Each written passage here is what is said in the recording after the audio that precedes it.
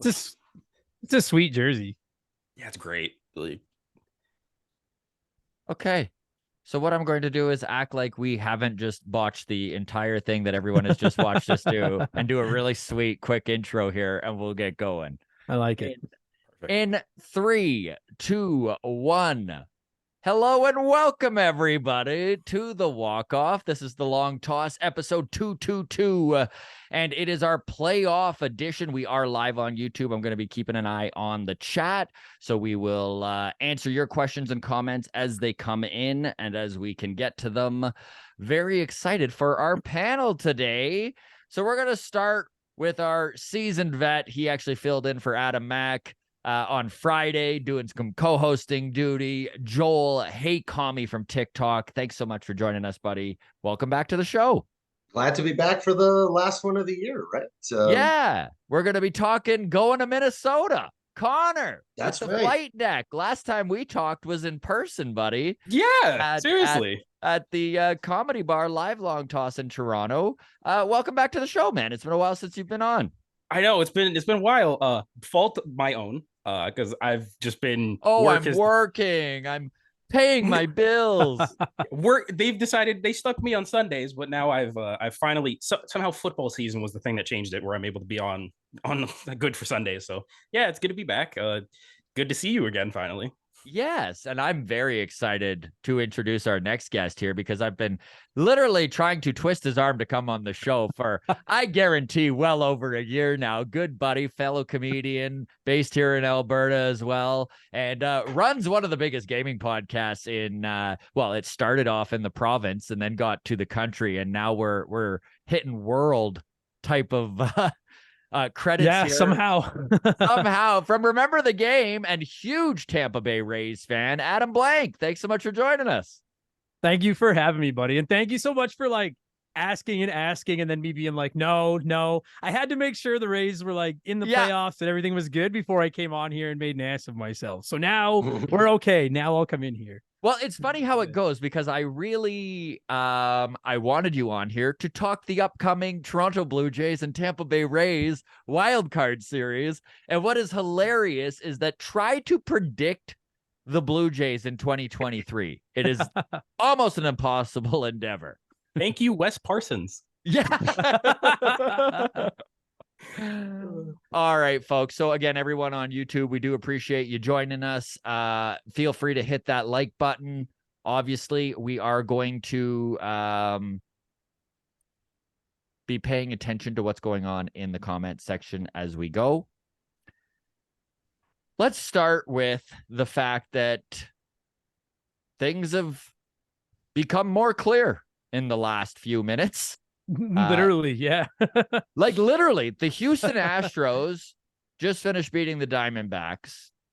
Seattle, who was eliminated yesterday, beat Texas 1-0, and then the Jays lost to Tampa Bay. So how this shakes out is going to be the Toronto Blue Jays are now going to Minnesota to play the Twins on Tuesday.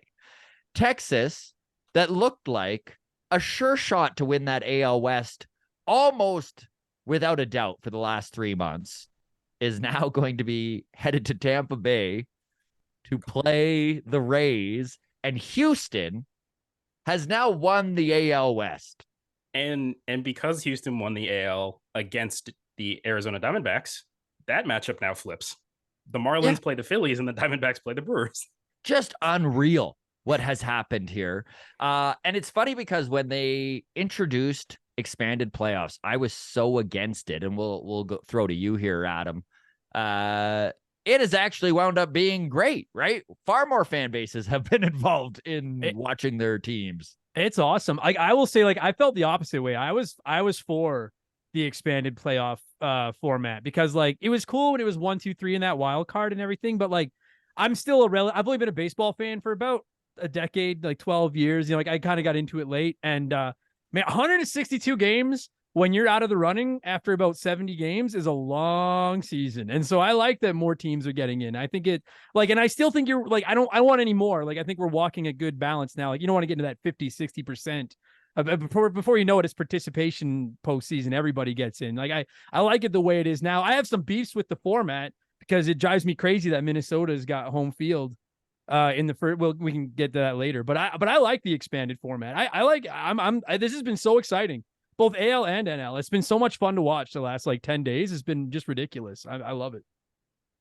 Let's touch a little bit on where your Rays are at, Adam, because the truth is they were right in it for the division till the end. But if you take their, what was it, 35-4 run off the top of the year, they literally have just played 500 baseball for the rest of the year, which is fine. However you want to get there, right? Every team gets hot and every team has those chunks of time where obviously they make hay.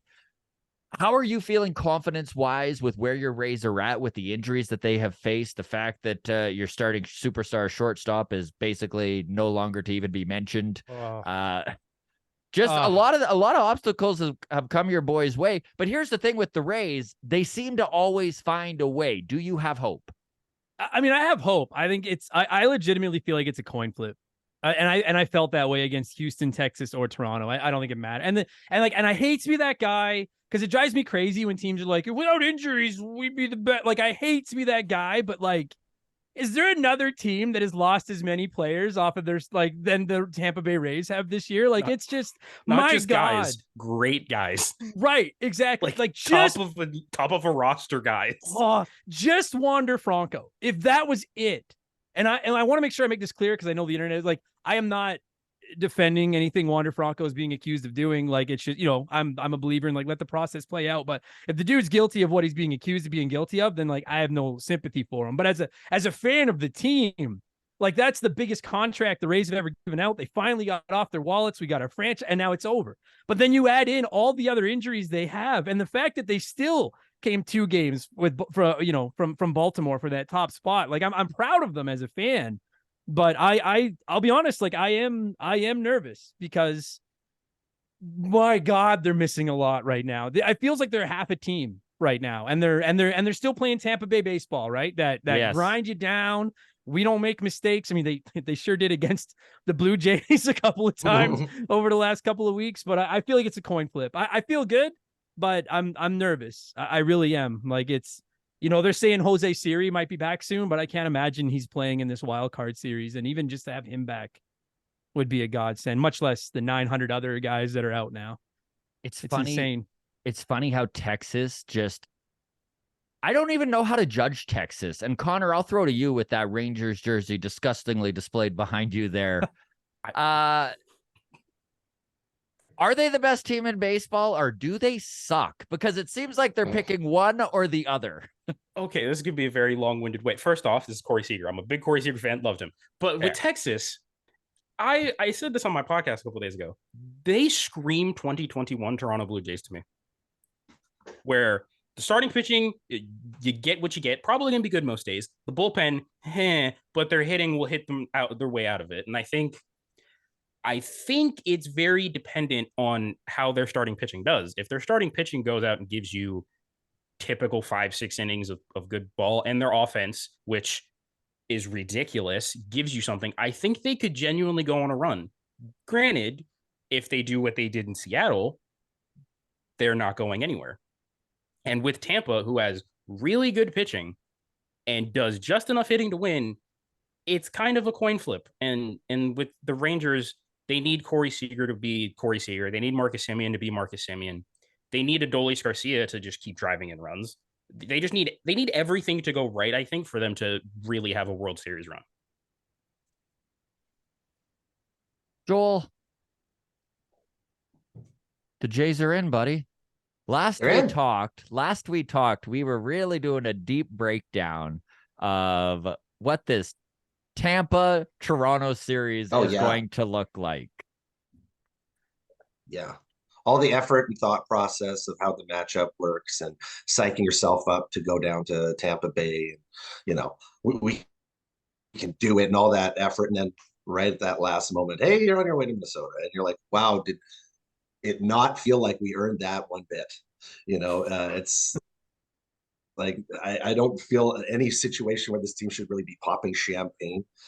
you know, and so it's a situation where you come into that last series, you're like, you feel like you're going to go up against Tampa Bay. Tampa Bay kind of gives it to you, even in a throwaway game today. Like today isn't a day where you're like, oh, today means everything in its result. It doesn't. But at the same time, you'd like to kind of make a statement to that home crowd when you're going to go away for your postseason games, right? To say, hey, we're going out there and we won our last game and we beat Tampa in a series at home. But then everything switches and you lose a bunch of games at the end and you magically get Minnesota. So let's touch on that a little bit, because I am curious what you guys think about the idea of popping champagne to celebrate the playoffs. Listen, there are two sides to this, right? 162 games. There is no grind in sports like a Major League Baseball season. It is unequivocally the just wildest season you can possibly have, because there's so many bumps in the road. There's so many slumps. There's so many hot streaks. There's so many things that can go your way or go against you. You're dealing with injuries. You're dealing with all this stuff. Now, backing into the playoffs is never very pretty. But let's put a different scenario on this. Let's say the Blue Jays had lost Friday's game and Seattle had lost. And then instead of winning on Friday like they did, they had won Saturday and it's official. And then they lose today either way. 89 wins is still a pretty impressive. I know that it's disappointing for Blue Jays fans because there was so much hype and everyone kind of saw this as a 95 to 100 win team. They are in one of the toughest divisions in all of baseball, if not the toughest. What do you guys think of celebrating? Adam, let's start on your end here. I know that your Rays got to do it earlier and probably a little bit more deservingly so. And, I think it is important to celebrate your wins along the way. Where are you at on just celebrating in general in baseball for the playoffs and in the example of the Jays where you get in by other teams losing? I mean, I don't know. I don't mean to sound like a fun sponge, but I'm not a fan. I'm like, dude, like all you've done is you're guaranteed to play a few more games. Like I get that making the playoffs is an accomplishment. Maybe if you win a division or like you get 100 wins, like maybe, but I'm not a fan of like I granted, like I grew up a hockey fan, right? And you guys, like in hockey, you don't celebrate anything until you're lifting that Stanley Cup over your head. And so maybe that's the mentality I have. But I'm like, if you want to give each other a pat on the back and go out for some wings because you're in the playoffs, I'm all for that. But the way they go crazy, it kind of bugs me. And I don't even care if you back in like the Jays did or you get in the way. I don't even care. I'm just not a fan of. I'm like, dude, to me, like like all you just did is now the season starts. Like now it's serious. If you want to celebrate in another month, then go for it. But right now, I'm like, all you've done is you're about to play the hardest baseball of your life. I'm not a fan. I love that. You're like, wings is fine, but as soon as they start putting goggles on, that's too much now. No, I'm like, it's champagne. Come on now. Maybe I'm a fun sponge. Maybe I'm an old man, but I don't like it. Like I have I want to say I have no problem with the backing into the playoffs. That's dude, get to the show any way you can, and then whatever happens. I no problem with that whatsoever. But I'm not a fan of the champagne and goggles and everything. So Joel, where are you on that aspect of things, the celebrating just getting into the playoffs? Celebrating just getting into the playoffs, it's a tough, like, let's situationally approach it. If you're Seattle and you haven't made it 20 years, it means the world. Like you can pop champagne on making it in after like a drought like that. I think the expectations on this team weren't finding your way in after a loss on game 161. Like, like I didn't, as a team, as a fan base, to sit there and like, I think that you need a combination of a moment where you feel like a win. If that magic number, when it was down to 1 and that 1 being a win, you sit there on that win and you know that win has put you in. That feels like a moment to be happy. And I'm not going to come down on any team for being happy in a moment where you win. But if, like I said, if you're in that situation where it's pretty much on other people and then you're just waiting for some other game to go down and you're just hoping to pop champagne on it, it's kind of a weird moment to sit there and celebrate. In this situation, I just, to me, the team should be like, we don't need to pop champagne at the end of the regular season. Let's go win a round of the playoffs and pop it for a good reason. Let's go win 2 games in Minnesota, and then that's a good reason to drink a little champagne. Connor, you celebrate after a wild card win, right? Oh yeah, obviously, because especially because how last year ended for the Blue Yeah. Jays, I will celebrate any way we can. But as far as the fun, I'm not necessarily a complete fun sponge. Do it, it's cool, I guess. But if like, please back it up now and show that you're actually going to do something. Because if they do this and then Minnesota kicks them in two, like with what like Seattle did, what's the point really? But they need to definitely go on a run to make that celebrating look kind of meaningful, and because that signifies it was the start. You had your moment, this was the start, and you go from there. But if they're done by what, Wednesday, Thursday, then what's the point for me, really? Yeah, I couldn't agree more with just, I think it is a huge accomplishment. And I think that not acknowledging it as a clubhouse would be a mistake. But I think maybe temper it down a little bit, right? Like, especially with the expanded playoffs, there are 12 teams now making the playoffs. I know that's still just a little over a third, which is less than any other of the major North American professional sports. But that said, right? Nothing has been accomplished left. There is still a lot of baseball that has to be played to decide what is going to, which organization is going to hoist that World Series trophy. When you look at them at the season that Tampa Bay has had, and I love your situation because you're Shayla, right? Shaylee. Yeah. Shaylee. Shaylee. Right. Your girl Yeah. is a huge Toronto Blue Jays fan. Die hard. Let's start with how you became a Tampa Bay Rays fan and just this season in general, the ups and downs that Rays fans have kind of had to endure. Oh God. Well, like all four of us, because there aren't any Rays fans. Okay, so like when I was in high school, I bought a baseball game for my PlayStation for like $10, and I knew nothing of baseball. And I just wanted to play it just for, something to do. It was all the money I had. I bought a game and I had to pick a team to play as. And that was right after the Devil Rays came into MLB and they had that. I love the Devil Rays logo, like the neon green. I love that logo. And they were like the worst team in the game. And I'm a big believer. I always tell people when they're like, hey, I'm new to hockey or football, like what team should I cheer for? I'm like, honestly, pick a bad team and get in on the ground floor. And then when they get good, you're like, I rode the coaster, I rode the slide. So I picked them even though they were bad. And then I really didn't start paying attention until I got together with my fiance now, and her whole family are diehard baseball fans. So then I really started watching, and then I realized, like, man, and I really say this, I'm a Denver Broncos fan, and I'm not proud of that right now. I'm a Montreal Canadiens fan, and things suck. It's rough, but like I legitimately am proud to be a Tampa Bay Rays fan, and people can make fun of me for that. I get made fun of all the time. But I'm like, dude, year after year after year, and I don't care what you say, it is the toughest division in baseball. They keep finding a way. And this year, dude, out of the gate, when they were winning and winning and winning, I was like, there's no way they're this good, but let's coast on this because these are the wins that are going to save them when they fall apart. And then they did horribly fall apart for about 3 weeks. And it was like, okay, good thing we got those wins.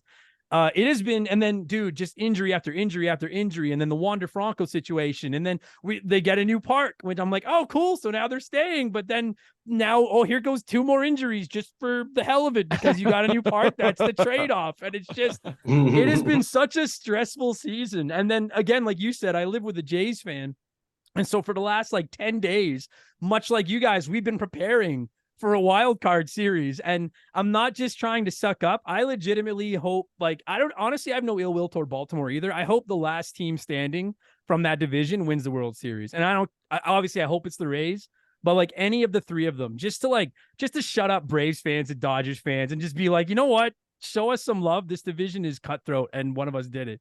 You can see all the gray in my beard. It's gotten worse since this season began. It's been a long few months, man. You're a much better man than I, Mr. Blank, because I cannot bring myself to cheer for an AL East team to save my life. I just cannot do it. I'm not as hard on the Rays and Baltimore. I mean, obviously the Red Sox and Yankees. Of course. I will always hope against them. If they were in, never mind what I just said. If the Yankees are red. Oh, wait, but they're not. but they're not. So But they're the hell with not. them. The hell with them. Nah. No, like, listen, like, don't get me wrong. Like, I'm not cheering for the Orioles and I'm not cheering for the Jays. Like, I'm not one of those guys that has like 9 teams that he's pulling for, but I have so much respect for both Baltimore and Toronto. Like, that is a ridiculous division, and it has been a battle to get to these playoffs. So, like, if the Rays do lose, then like, yeah, why the hell not? It'd make my fiance happy. Or Baltimore's a good baseball team. Oh man, Baltimore is scary. And they're fun to watch. They're fun to watch. They are, and just the most clutch team in the American League as well. Connor, let's kind of break down a little bit where you're at as the Jays head to Minnesota, probably tonight. They're going to be playing the Twins, a team that has its flaws, but they do have those 2 stud pitchers that they can go to. We're probably facing Sonny Gray to start the series. Yep. He's going to get Cy Young votes. Pablo Lopez is right up. The only one who's struck out more guys than Pablo is Toronto Blue Jays' Kevin Gausman. How do you think this team lines up against the Twins? Because I honestly would prefer the Twins to the Rays, even though, and Joel and I talked about this on Friday, we probably should want the Rays with just the injury problems that they have had, and just the fact that, you know, demons do eventually have to be exercised, and winning at the Trop, a place that they've constantly had trouble with, would be a great way to start the playoffs. But I just prefer Minnesota. Where are you at on that? And how do you feel they match up? First off, it's very sad that us versus Minnesota is the just win a game, please, bowl. Just win a game. Either team is like, well, if we win a game, we're happy. Yeah. For the fan base. But on a real note, Minnesota does have some injuries too. Byron Buxton will not be in the series. I think they said that Carlos Correa and Royce Lewis will just be coming back for the series. And Correa has not had a good year, but Lewis came on strong at the end. Pitching, I do like how they stack up because they also have Joe Ryan, who's another great pitcher for them. He'll probably go game 3 if it gets there, but we match up well with them. Our bullpen blows theirs out of the water. I'm not worried about that. Their lineup does hit a lot of home runs, which is a little terrifying, but I do like how they match up more. And also because Minnesota is just to Canada South. So Jays fans will find their way there somehow, some way. And yeah, I think this series, I'm going to say it goes Toronto in 2, but I wouldn't be shocked if it goes a 3rd game. So that's how I feel. Joel, give us Blue Jays fans hope. Why do you like the matchup of Kevin Gausman versus Sonny Gray? That's You're like, why is this on me? I do like the 3-game set, Matt, like enthusiasm on 3 pitchers, our 3 pitchers against their best 3. Like, I do believe that if we're running, is it Bassett 2 or is it Bassett supposed to be 3 right now? I don't think it's been announced yet. We don't know yet. So, but I would guess situationally, Bassett too, I think we have I think we have a slight advantage in who we run out in 3 games. I feel like we have a slight advantage, and I feel like that advantage kind of presses on when you get into a 5-game series, a 7-game series. That advantage gets more because of that depth of starting pitching. Right now, you don't get to show off our true strength in a playoff situation because it is just 2 wins, right? You don't get to really stretch that. Hey, we've got a guy who can go on game 4, right? We don't have to rush somebody to pitch in those situations, like when they're, you know, in a 5-game or 7-game series. So it is tough that our number 1 advantage is kind of not, you know, fully an advantage in such a short series. It sucks that we're not home, but you know, I feel like you got to look at it like we play consistently harder baseball in the AL East, you know, and you have to look at that, you know, the 86 wins that the Twins got this year, but whatever it was, are much easier acquired when you're going up against Detroit, when you're going up against Kansas City, and you've got consistent wins in those places. So you just got to hope that our record says that we're a better team. And like Connor said, that advantage when you got that ability to go to the bullpen in the postseason, and we've got so many options out of the bullpen where we definitely do outstack Minnesota. So there's a lot of enthusiasm to be had. I feel like this is we've been praying for Minnesota for the last 6 weeks, and here it is. We got it. So it wasn't pretty, but we got it. We got it. Yeah. So, Adam, you kind of touched on this, and I am going to just go right back to you here with the AL Central and just the way that the playoffs are set up currently. What would you rather see? Because I really think the solution to all this is screw the division winners. Just maybe disband the divisions altogether, or go by the top 6 in the league. Yeah, I like, it's tough because I understand the point of divisions, right? The rivalries and everything. And I understand that baseball wants a representative from every division in the play. Like, I understand that, but like, I'm looking at the standings right now. And like, if you just went top 6, Minnesota's out. Like, Seattle's in. Like, Minnesota has no business being in the playoffs. All due respect to the Twins fans watching this, like, you, much less with home field. Like, that's just so ridiculous. I'm sitting here looking, I'm like, the Rays have 9 more wins than anyone else in the American League, and we have to play minus Baltimore, and they have to play that thing. I agree with you. To me, it should be 1 through 6. It should be like, and I again, I know it's sour grapes to sit here as the fan who's like, oh, my team lost out on that, but like, can anyone disagree with me? Like, it's and I think it's bad karma to wish for a team. Like, I understand why Jays fans are like, man, Minnesota, like, Yeah. I know it's bad karma because they beat you and you're like, we asked for that. Be careful Yeah. what you wish. I understand that. It's But the it's like- Leafs and the Panthers all over again. Exactly. But like, does anyone else not find it ridiculous that like Houston, Texas, and Toronto were battling, and Seattle were battling for those wild card spots? And it's like, whoever manages to get the 3rd wild card spot on paper fell into the best matchup. You know what I mean? And like, and then to top it all off, say Toronto had finished in that 5 spot and Tampa and Toronto were playing. You know who the winner of that gets? Baltimore. And it's like, how like, how are you not at least reseeding after? I really am not a fan. And I'm not trying to cry sour. I'm really not a fan of this format at all. It's very fair. And like, if anything, MLB should just do what the NBA does. The NBA has divisions. You play those teams in those divisions more than anything. But at the end of the day, it's the top 8 teams. Yeah. In the league, regardless. Agreed. Worst case, if you're like, we insist on having a representative from every division get in this case, Minnesota has the worst record of all the playoff teams, slot them into that final.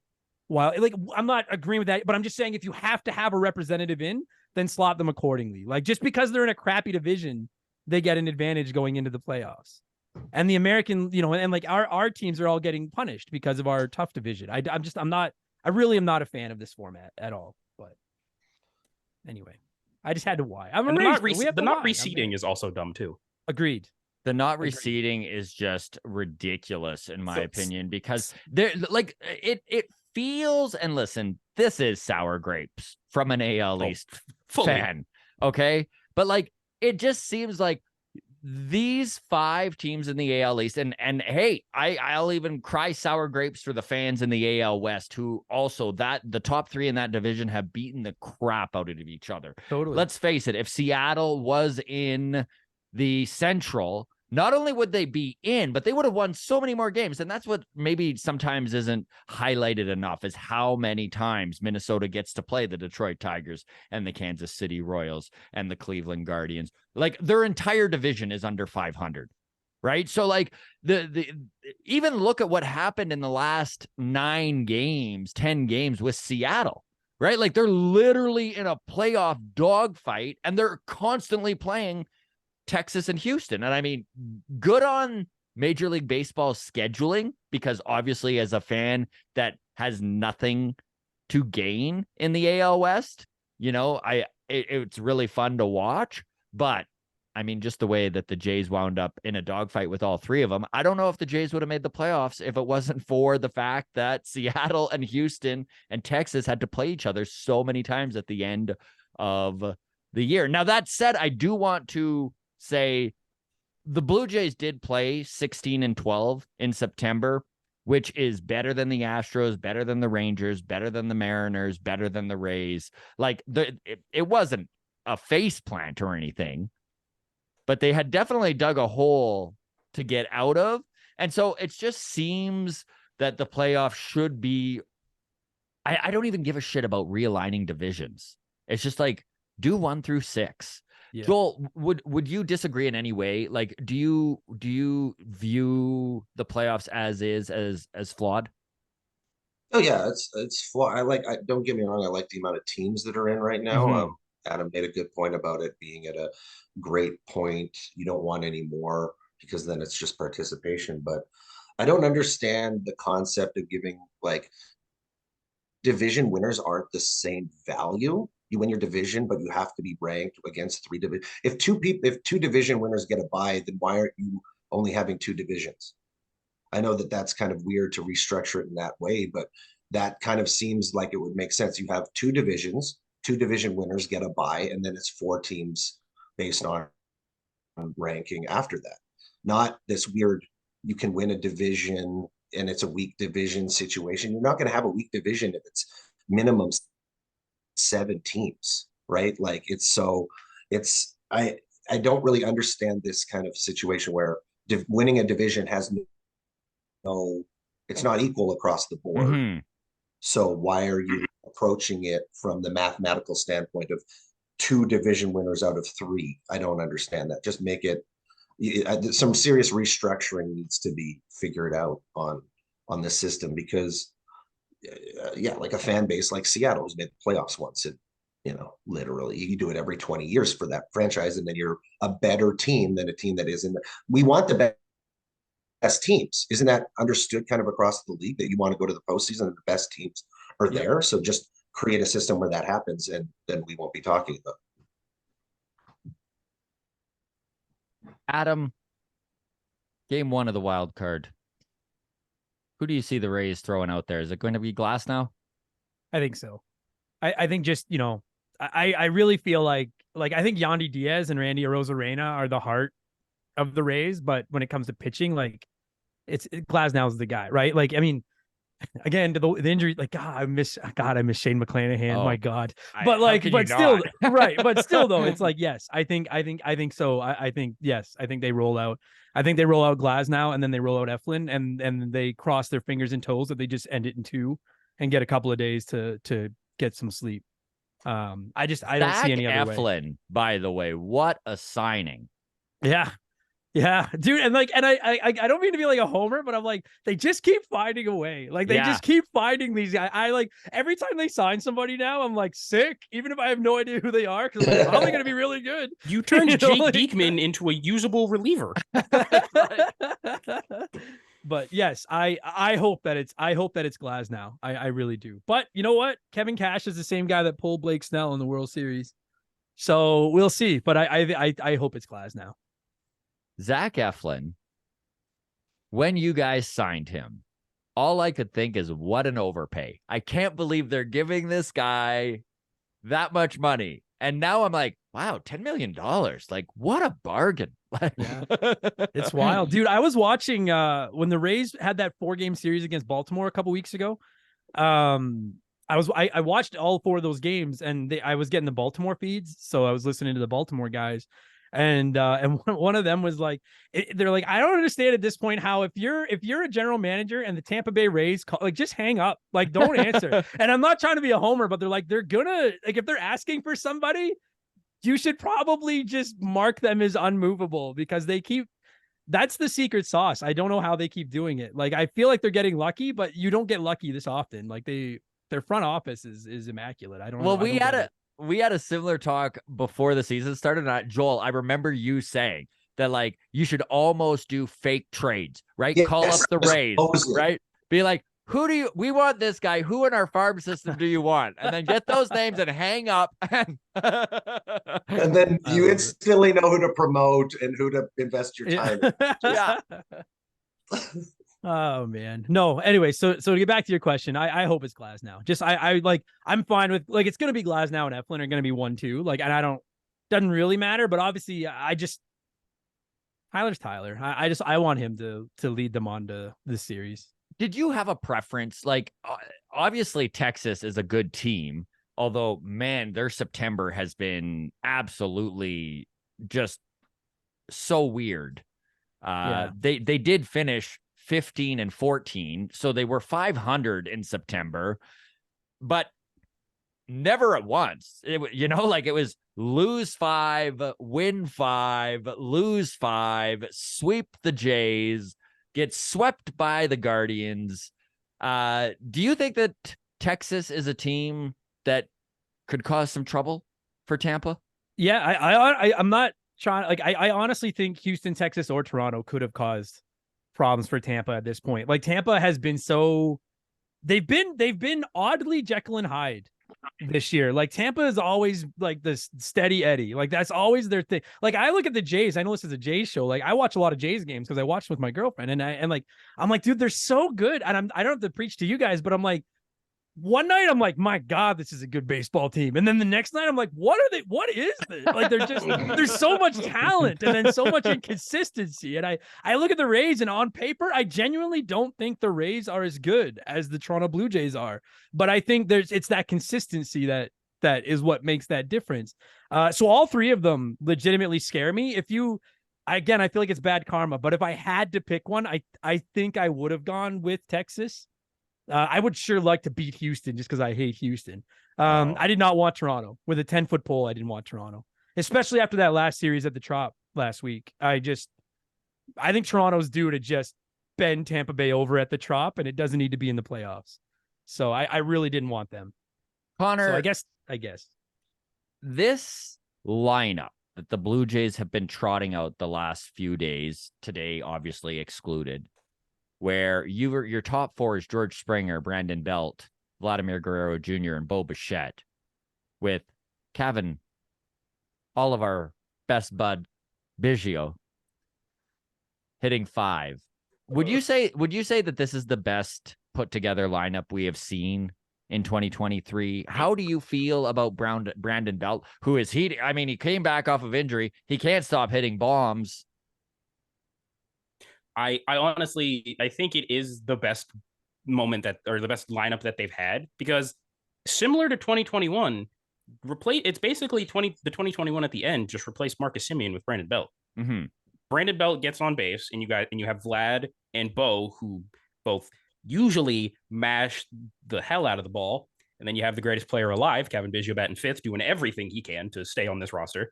But yeah, I think it's easily the best like construction that they've had, because you also then you still have your guys like Varsho and Kiermaier at the bottom of the order who can just wreak havoc doing whatever they can. And Matt Chapman, please figure anything out.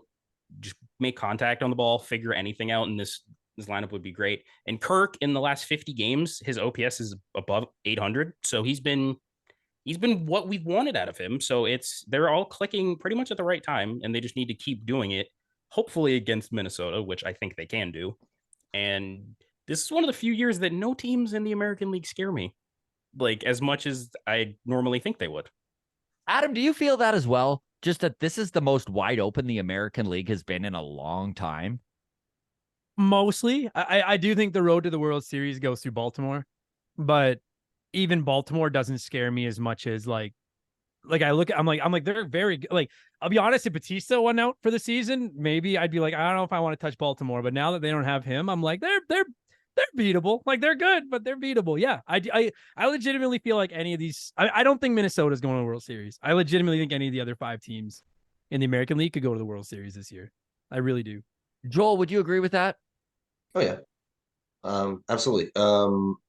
Yankees and Red Sox are not in the playoffs this year, so that kind of really is a statement. When does that happen? That one of those teams aren't really a powerhouse and coming in and a contender. So that kind of says something in itself. But like I said, all the teams, nobody's really standing out. Baltimore is a youthful team. They don't really have experience in any of these situations, right? So they have that amazing record in the regular season, but do they have that pedigree, that postseason pedigree coming? This is all new to most of that team. With the Blue Jays, Blue Jays are coming in relatively healthy. They've been relatively healthy most of the season. When it comes to them, like I said, when they get to those longer series, you think that that's a bigger advantage for this team too. So lineup construction, yeah, it's really, really interesting to see Kevin Biggio. Like the thought process of Kevin Biggio and that like kind of three musketeers of those three guys coming up, and then slow, two separate, become stars, all-star appearances. And but now they're slotted in situations where they're back to back to back in the lineup. And Kevin is like providing a lot of like clutch moments. And you're like, oh, where would we be if we didn't have Kevin Biggio on this team? It's like it's Joel, kind of do you shocking. believe? Do you believe in Kevin Biggio? Believe in the Biggio magic. Is this the guy that we've been waiting for this whole time? This is the Ben Zobrist like play. Well, we talked about it earlier in the week about the defense, the defensive plays that you saw at third base when he was thrown there, when he was the biggest liability you could have ever imagined 2 years ago at third base. And then you've seen some of the best plays on the season at third base by him. You've seen him, and then easily able to slot him into left field or second base or first base. Like that is utility on a next level, a left-handed bat with good on-base skills who can run, right? That's pretty much what you hope out of a Ben Zobrist type player. Is he a starter yet? I still wait for the day where robot umpires come in and he gets that little bit more to his game, that incredible eye and chase rate of his gets rewarded a little bit more, and we truly see that maybe he is a starter in this league, but a little slower to develop. But yeah, he has been so valuable in whatever case happens. Chapman, second base, first base, left field, you're covering so much there. And the fact that he has that left-handed bat and he's got that great on-base skills. So yeah, he's been very, very important. So the hate, and it's a roller coaster of love-hate with Kevin Biggio, but he's a gamer. Since the Tampa Bay Rays showed the world what a versatile player can do for a team, everyone has wanted a Ben Zobrist. Like Ben Zobrist has been the guy that every team is like, oh man, if we can have our very own Ben Zobrist, we have it made. And it's just like another way the Tampa Bay Rays has changed the game because no one was doing it. No one was doing it before Tampa was doing it. It's like the shift. It's like going to the bull. I mean, so many of these new rules in baseball are literally like anti-Tampa Bay rules. Like, it's true. You're right. It is. It's true. It's very true. God, I miss Zobrist. God. Okay, so we are going to number one. A few things are going on. Adam Mack, one of the best co-host in the biz. We're gonna just call it like it is here. He is at hockey with his daughter right now. His daughter has started her hockey season, so that's why he's not here. He's running things off his computer. I don't know what's happened on that end, but it has dropped the feed. So there are no YouTube comments or anything. This is normally 45 minutes in. We would normally go to the YouTube side of things. My apologies to everyone who is watching. At least you're still recording. At least I'm still recording for all of your benefit, right? I wouldn't it be fun if I was just wasting your time and the four of us were just talking baseball? So for everyone who was so excited about getting to chime in, I know we haven't done it live in a couple weeks now just because Adam's been busy. My apologies. Hopefully this, again, at least we're recording, you get something. So I know, Adam, you need to take off here in about 15 minutes. We do go through topics every time we do this long toss on Sundays. And so I figured we'd get to your topic now before we need to let you go here. So the floor is yours, buddy. What do you want to talk about? I'm not gonna lie to you. Until literally an hour ago, I was like so ready to talk a Jays Rays. Like I was so excited to talk about that series, and then everything just fell apart. Just fell apart completely. Just completely ruined everything. So I really was ready to go there. I'm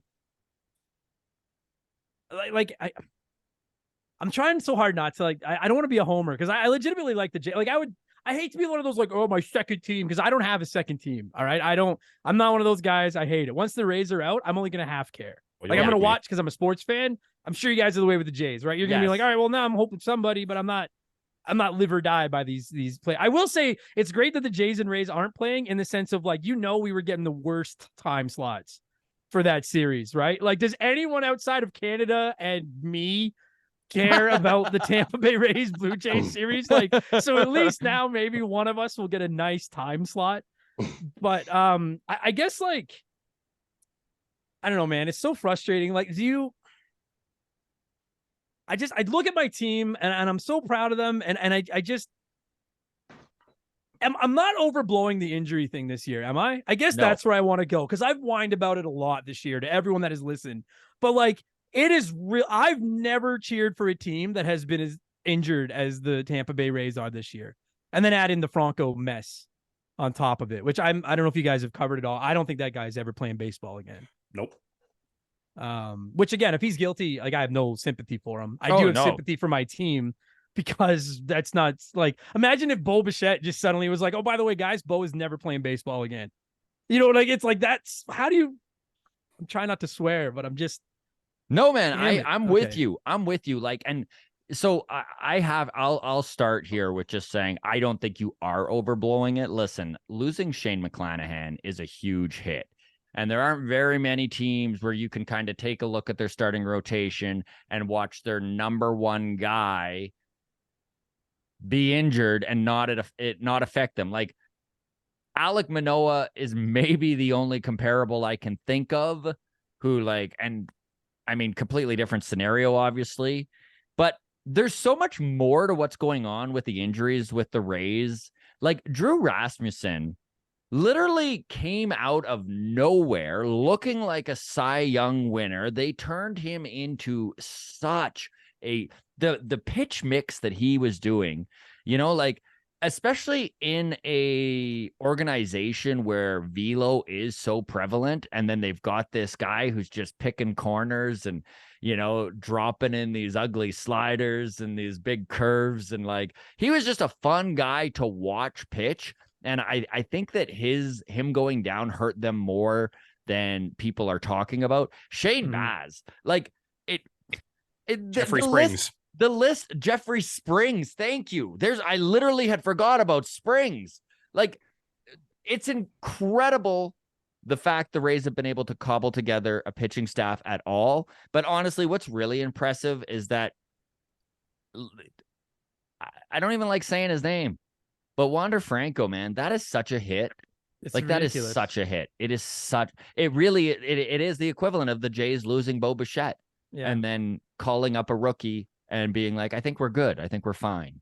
And it's just that, like, it's not just how good he is as a ball player, but it's just the fact that, like, the Rays don't pay like that. Like, the Rays don't do those contracts like to the Dodgers or the Yankees, or it's just like, oh, well, that's just one more on the bargain. But it's like that's the biggest contract the Rays have ever given out. And now it's potentially like, I don't know, like, they don't fill it. I don't know. I think they give some of that money to Randy, but I don't know how much they can. I'm nervous about giving too much money to Randy Arozarena, but I also don't think they can afford to lose Randy Arozarena. And it's just, I know I've whined a lot about those injuries, but then you take it to the playoffs. And like, if you look at the Tampa Bay Rays, this is the 5th straight year that they're in the playoffs, but they haven't gotten at it. Like, they haven't won a series since they went to the World Series in the pandemic year, which I'm sick of people saying didn't count. It counted because every team had a chance. That counted. All right. They made the World Series, and then the World Series didn't really didn't count. They played the 2020 Blue Jays. Like... It counted. It counted. It counted until they lost the World Series, and then it didn't count anymore. But it counted until then. But I look at them now, and like, everyone talks about how, like, and like you were talking about, like, how they kind of just patchwork these teams together with spare parts and duct tape and twine, and they're like, we made this work and we made this. And I don't mean to be a negative fan, but I need to see something this year, because they're a good team this year. Like, 99 wins is nothing to sneeze at, but I'm honestly starting to wonder if that style of building a team can win in the playoffs. It can win over 162 games, right? It's almost kind of like, I don't know if it's quite Moneyball, but it's got some Moneyball undertones, and like, over 162 games, they'll scrape out 90 to 100 wins. But when it's a best of 3, a best of 5, a best of 7 against a really good team, it makes me nervous. And if they don't win this year as well, and now Franco's gone, and it's like, I don't know what they do. Like, I think they need to Does that make sense? Like I almost feel Yes. like they're in semi need to win mode right now. And They're with I don't know. yeah, they're in semi need to make a run at the very minimum Agreed. because they've last year they didn't score a run against Cleveland. No. And they lost in 2 games. Yep. So that was one thing. But then also like with the fact that they're just piecing things together, Raimel Tapia, who got on their team last week, might be on the playoff roster. Mhm. Yeah. Junior Caminero, a 20-year-old rookie who's been up for a cup of coffee, probably will be on the playoff roster. That's an issue. Yeah, Brandon Lau going down, that was a big one. And that's it's not ridiculous. talked about enough at all. It really No. is. And even like Luke Rayleigh, is he Yep. Yeah. even coming back for the playoffs? No. Nope.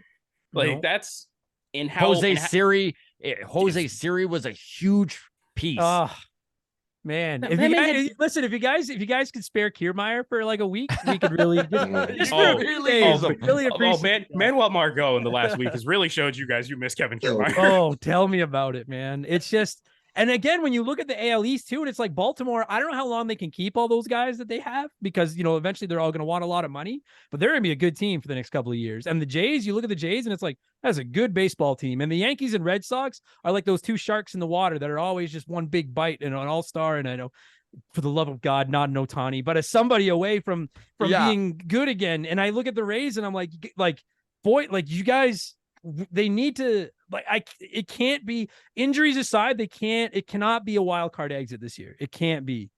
And it's messed up to say that about a team that just won 99 games. And it's like, if it doesn't work, we got to change something. But they do, I think. Right? Joel, sorry, go ahead. No. I wish to expand on this. Joel, what are your thoughts on the injuries going on with Tampa Bay? How much does that affect them? And maybe you can touch on what Adam was saying of can you Frankenstein a team through the playoffs, right? Like, can you build a monster that can get through everything, or is that only going to work the analytics and the tricks and all the things that they have done and just the super base of player development they have where they just can next man up it? Can that work in the playoffs? Can you see that working, or is that more of a 162 trick? I'm not going to say it's just a 162 trick, but it seems like it is over the course of the last since the inception of the Moneyball concept, since it's been applied to the richer teams, since the rich teams have taken all the analytics and been able to apply it. If they're applying the same concepts, but they have that extra $150 million to get, a Mookie Betts, who is, a guy who's going to perform in those situations. It's those types of players in the postseason, those, Corey Seager's going off. You saw it with the Rosarena when he went off in the postseason.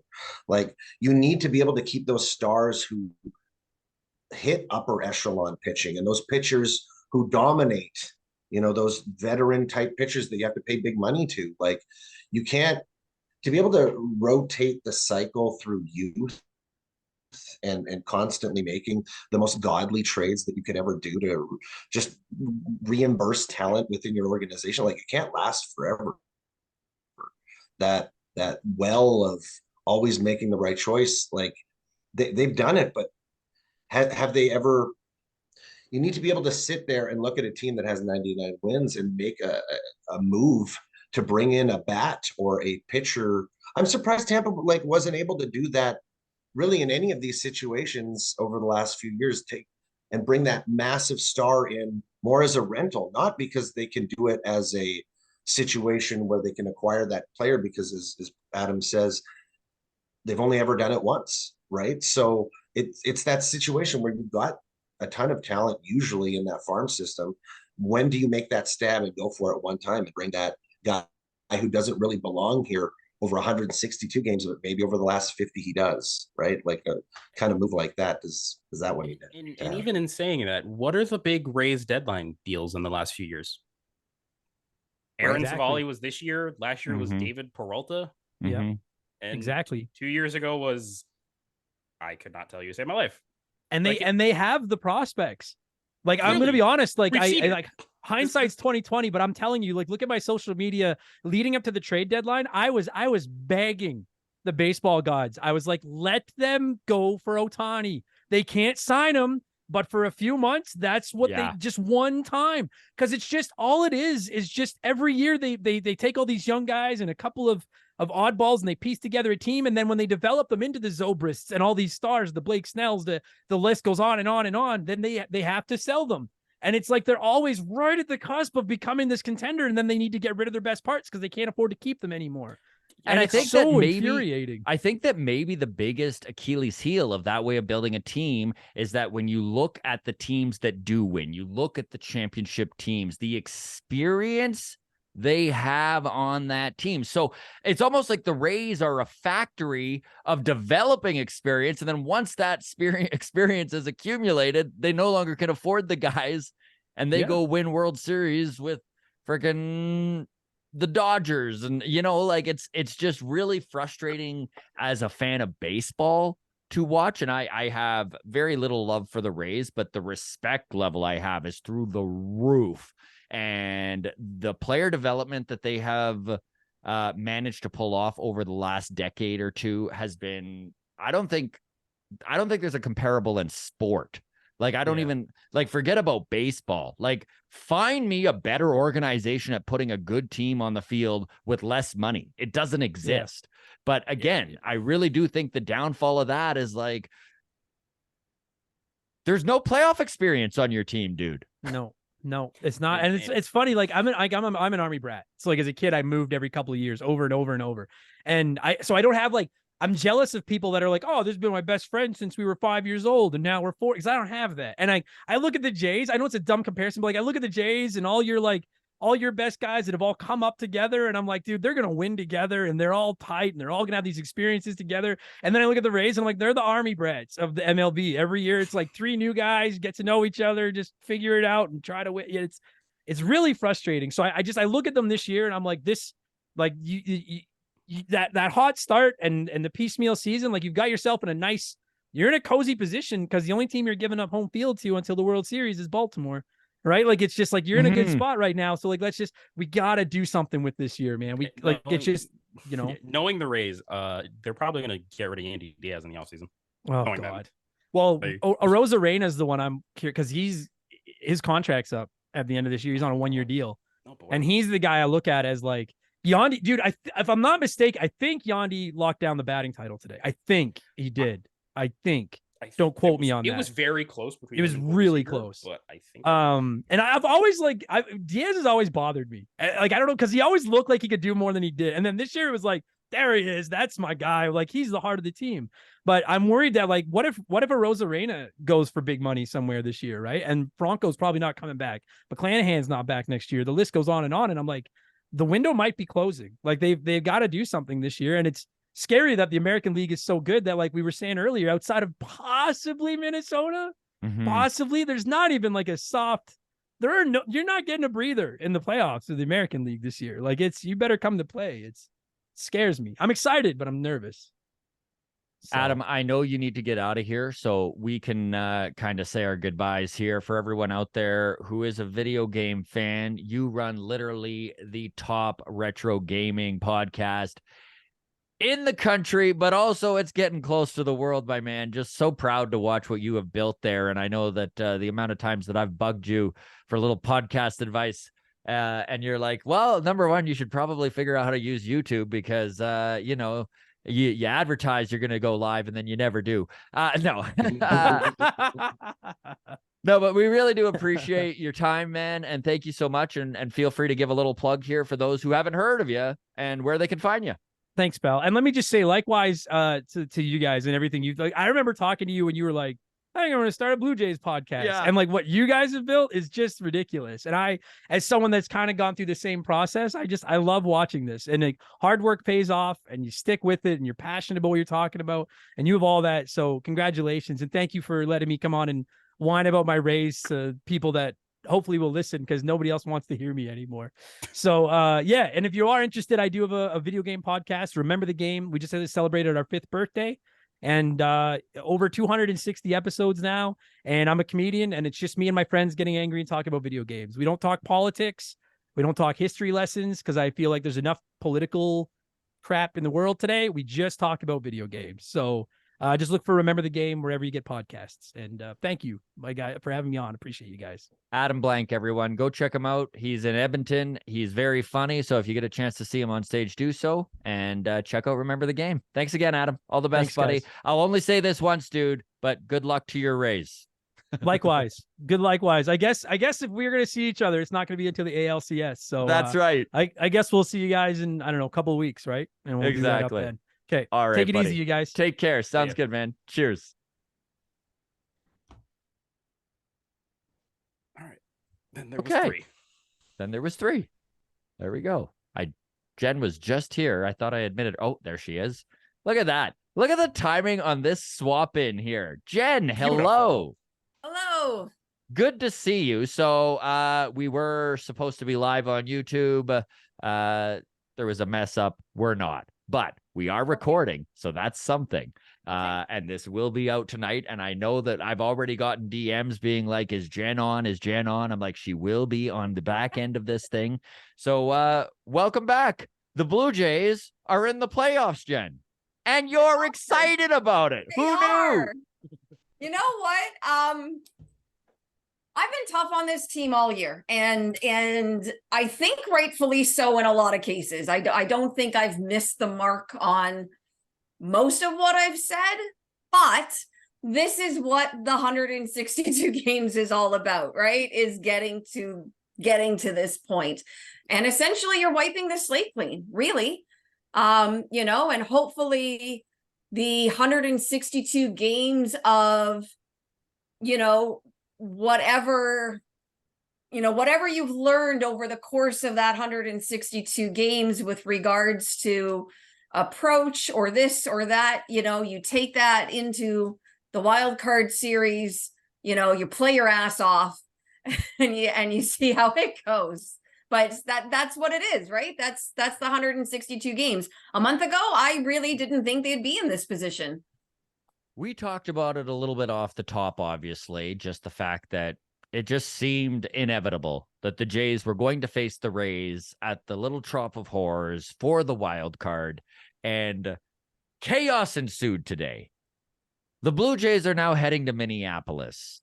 Obviously this is a very much, and we talked about this a little bit of it's a careful what you wish for type of scenario, but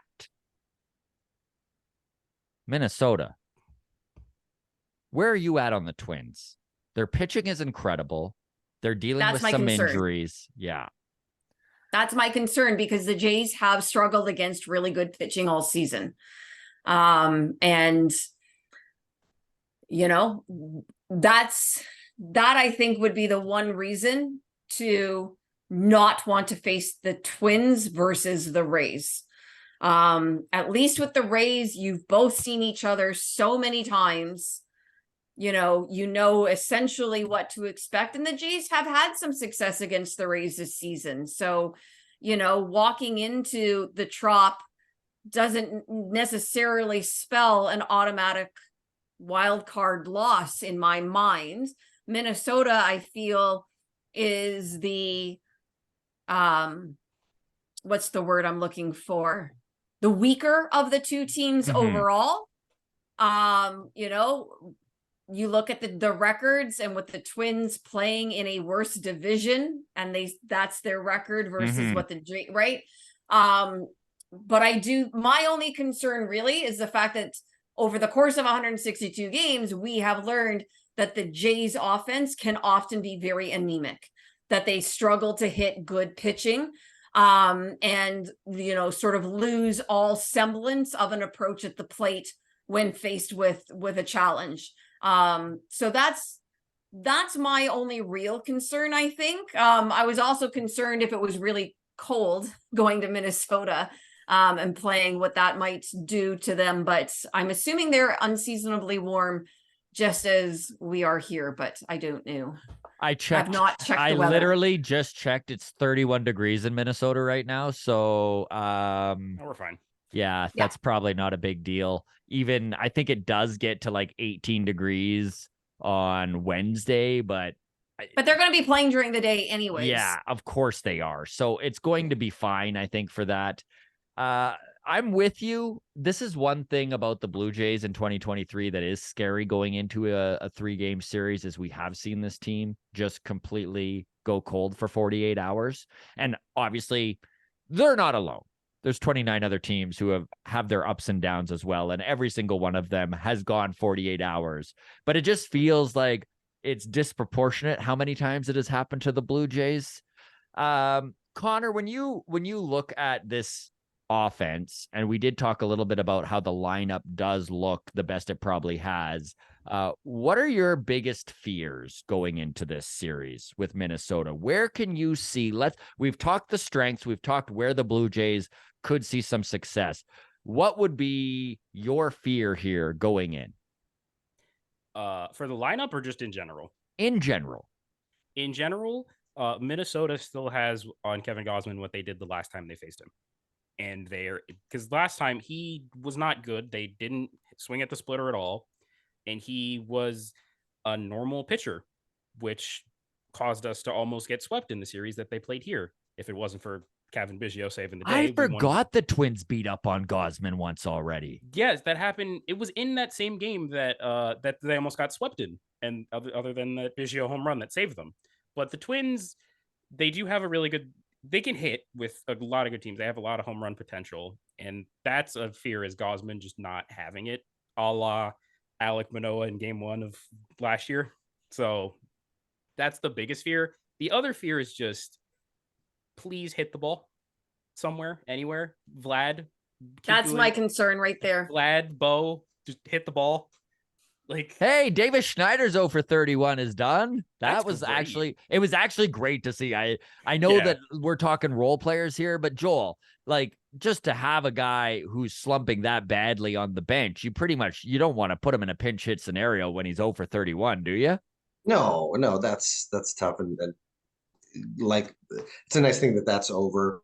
He still gets to look at his season at the end of the year, despite that over 31, and see, I think he's over 1,000 OPS on the year, right? Yeah. So he gets to look at that, the end of the season, look at that stat now and put some confidence back in yourself and try to feel good going into the postseason. But yeah, you don't want to really roll into the postseason on a, all-time 0-4, especially as a rookie. So that's nice to get that over. Nice And like Jen said, the slate is completely restarted when you get into the playoffs, right? So you're, all those numbers kind of go into the garbage, and you can be a hero, after 162 lackluster games. All of a sudden, over the course of 4 or 5 games, you're a hero, and that's all we remember. So it's nice that Davis Schneider went through a period of struggle here, right? Because he was so ridiculously on fire. Everyone knew, including him, that wasn't sustainable.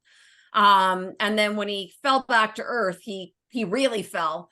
But to go through that and not get regular play as a result, and to have to kind of, figure things out and struggle, I think is a really great process for a young player to go through, right? Like, that just will make him a better hitter.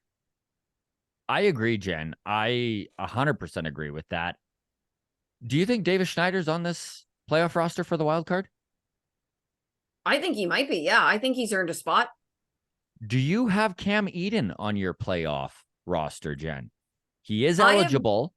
He is eligible. I haven't sat down and played around with it enough to see who's absolute and then who's left over, and started sliding them in. So I'm not sure. I'm not sure with him for sure. It's going to be interesting. I know, kind of a bummer, because Blue Jays fans have had his back his whole time here, and what he has done as the yo-yo swing guy up and down. Jay Jackson was designated for assignment today. So he's no longer a Toronto Blue Jay. He is there. He's in Toronto right now celebrating with the guys, and he should be. Obviously, if the greatest thing on the planet comes around and the Jays are 30 years after the last time they won a World Series, hoisting it again, he does get a ring. But it's just, I know this is the business of baseball, but Jen, can you touch a little bit on Jay Jackson and what he's meant to this team over the last 6 months and just kind of what a bummer it is that he's not there?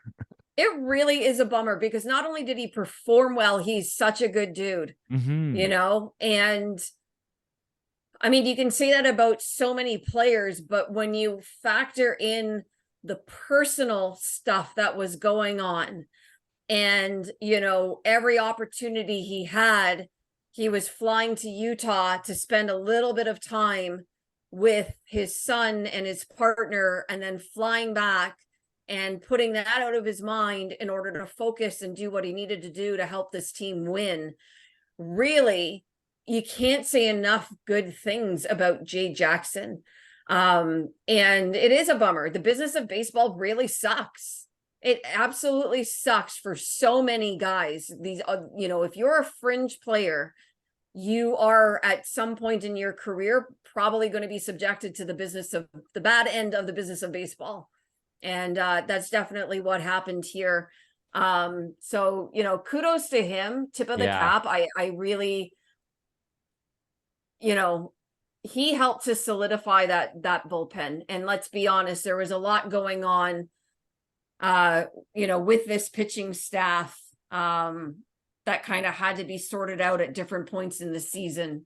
And you really can't ask for more from him. And yeah, I mean, good for him. Good that he's there right now to celebrate. You know, I assume he'll be able to go spend some time with his family. And if they do win a freaking ring, he'll be there. That's right. And like, if you just look at his numbers, and again, this is a guy who, and you touched on it, Jen, that there was so much more going on in his life outside of baseball, right? And to have the ability to kind of dial in like he did and put the blinders on and just be able to pitch for those 3 hours and then be able to take the blinders off and realize that, yes, the family is, you know, going through some stuff. But these are Jay Jackson's final numbers on the season. He pitched to a 2.12 ERA in 25 games, 29.2 innings pitched, a 0.91 whip, 27K over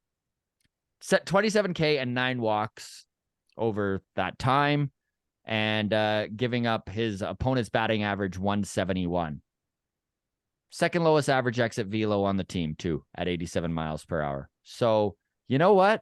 Like, kudos to Jay Jackson.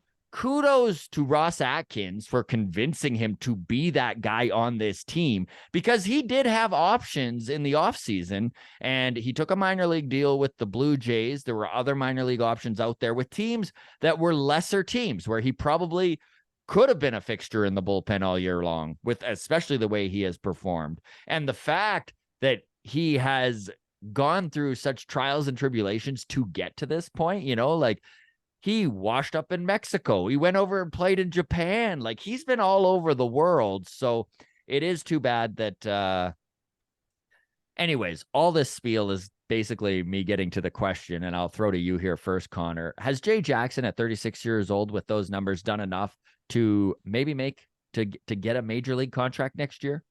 Oh, for sure. It's one thing if he did it over 5 to 10 games. He did it over 25. And those are great numbers. And he would be probably a high leverage guy on a lot of teams right now because of how well he's pitched. And he's definitely going to get a spot. I'm hoping it's with the Blue Jays next year, but given the circumstances, I don't think so, which sucks. It's very unfortunate. But yeah, he'll for sure latch on somewhere and get I would say, a major league deal. Joel, do you feel the same way? Do you think Jay Jackson has done enough to get a major league deal? Yeah, as Connor said, you look at those numbers and it's pretty hard to deny every aspect of it. The ERA, the whip, the strikeout, the to walk ratio, all those numbers are really exactly where you want them to be for a reliever. And you know, just to add on to the fact that he's a good dude, like then I remember when you guys did Baseball Town, he had gotten the news that he was being sent down like that very day. Yeah. And still it wasn't came out. known, I don't believe, to everybody. And he still came with a big smile on his face and you know, did the time. And it's just it's kind of really, you know, it hits you hard to find out that you can put up that type of season and still be left off a postseason roster, so it's tough for a guy like that, and especially that type of journey at that age. And but I brought this up before. He'll be able to look at the back of his baseball card and say, look at that season I put up in 2023. That's pretty impressive, right? Like look where my ERA was, look where On my a whip playoff was. team. Yeah, on a playoff team, pitching important innings all season long. So I really have a feeling that we'll see him next year. Hopefully it's for the Blue Jays, and hopefully it's not for a rival in an important time. And we're sitting there going, why did we get rid of Jay Jackson? Oh, he The just Rays, screams. the He just, Rays. I was gonna say, he I just know. I was screams just gonna Tampa say, Bay. watch him be a Tampa Bay. Just screams Tampa Bay. He really does. Okay, so I really want your 3 opinion on this. Wes Parsons was called up today. This is why Jay Jackson was DFA'd. Journeyman guy. Obviously, he's not a prospect or anything. They just wanted a guy who can go out there and eat innings. And I mean, it's almost too bad. I'm almost like Jay Jackson could have gone out and done that over 3 innings. But who I kept thinking of, though, watching him out there was, this should have been Alek Manoah.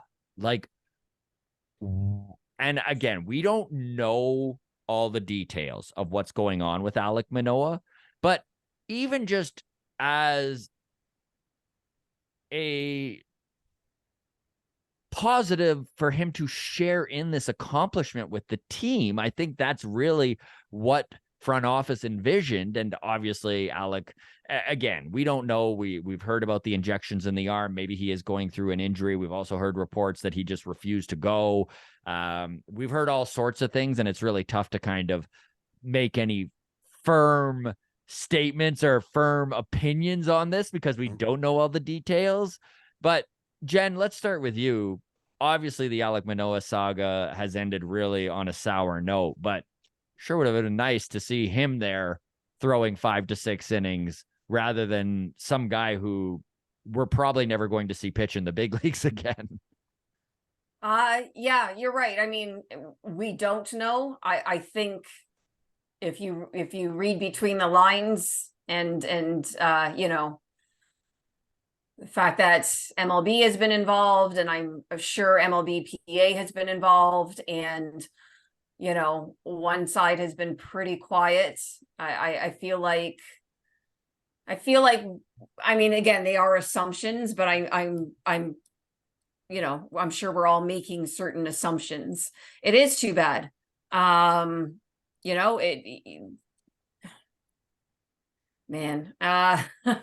is too bad. If he had gone and pitched in Buffalo and had been able to work on things in Buffalo, who knows what he might have figured out about himself, about his delivery, and what the Jays would have been able to parse together about, how he was looking.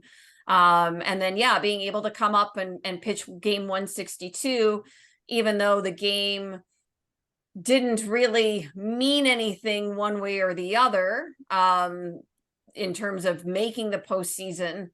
It would have been nice to see him be able to contribute to that. I think it would have been good for him. I think it would have been good for the team. So it's really a shame the way that all of it has played out.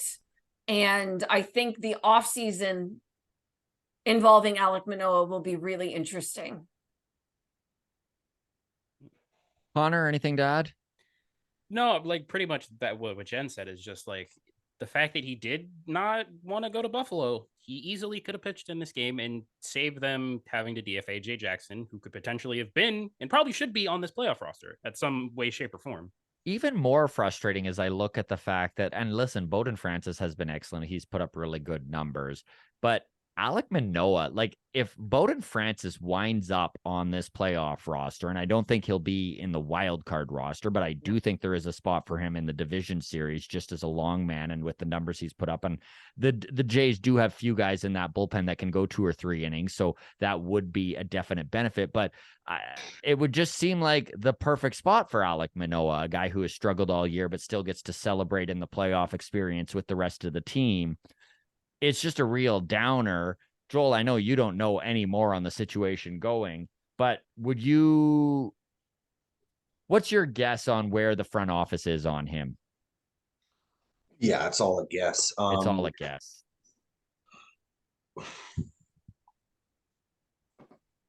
It's not just where the front office is with him, but it's where I am with the front office on him, right? Like it's how he's been handled.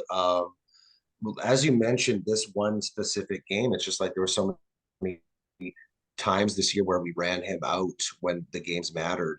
And then we get to the end of the year and there is one game out of 162 that didn't. There was one game that didn't matter. And that was the time that he didn't see the mound. That was the time. There were times where he shouldn't have seen the mound when those games did matter. And the fact that I'm just so stunned by the approach and how things were handled. And we all had this belief that they knew what they were doing, and that kind of fell apart at every turn. And the idea that they didn't have the patience to make that full-on send down and then rebuild him stage by stage so that he comes up here after 80 innings of figuring things out, rebuilding himself. And the fact that none of that happened, the fact that he went down, and for all we know, he is worse than he was that moment that he got sent down those 3 months ago. So the fact that there's no improvement that's happened at all is just really shocking to me, and really, I don't want my headspace to be there going into the postseason right now. I want to be thinking about the Blue Jays winning a round, but like just the fact that here we are at the end of the regular season and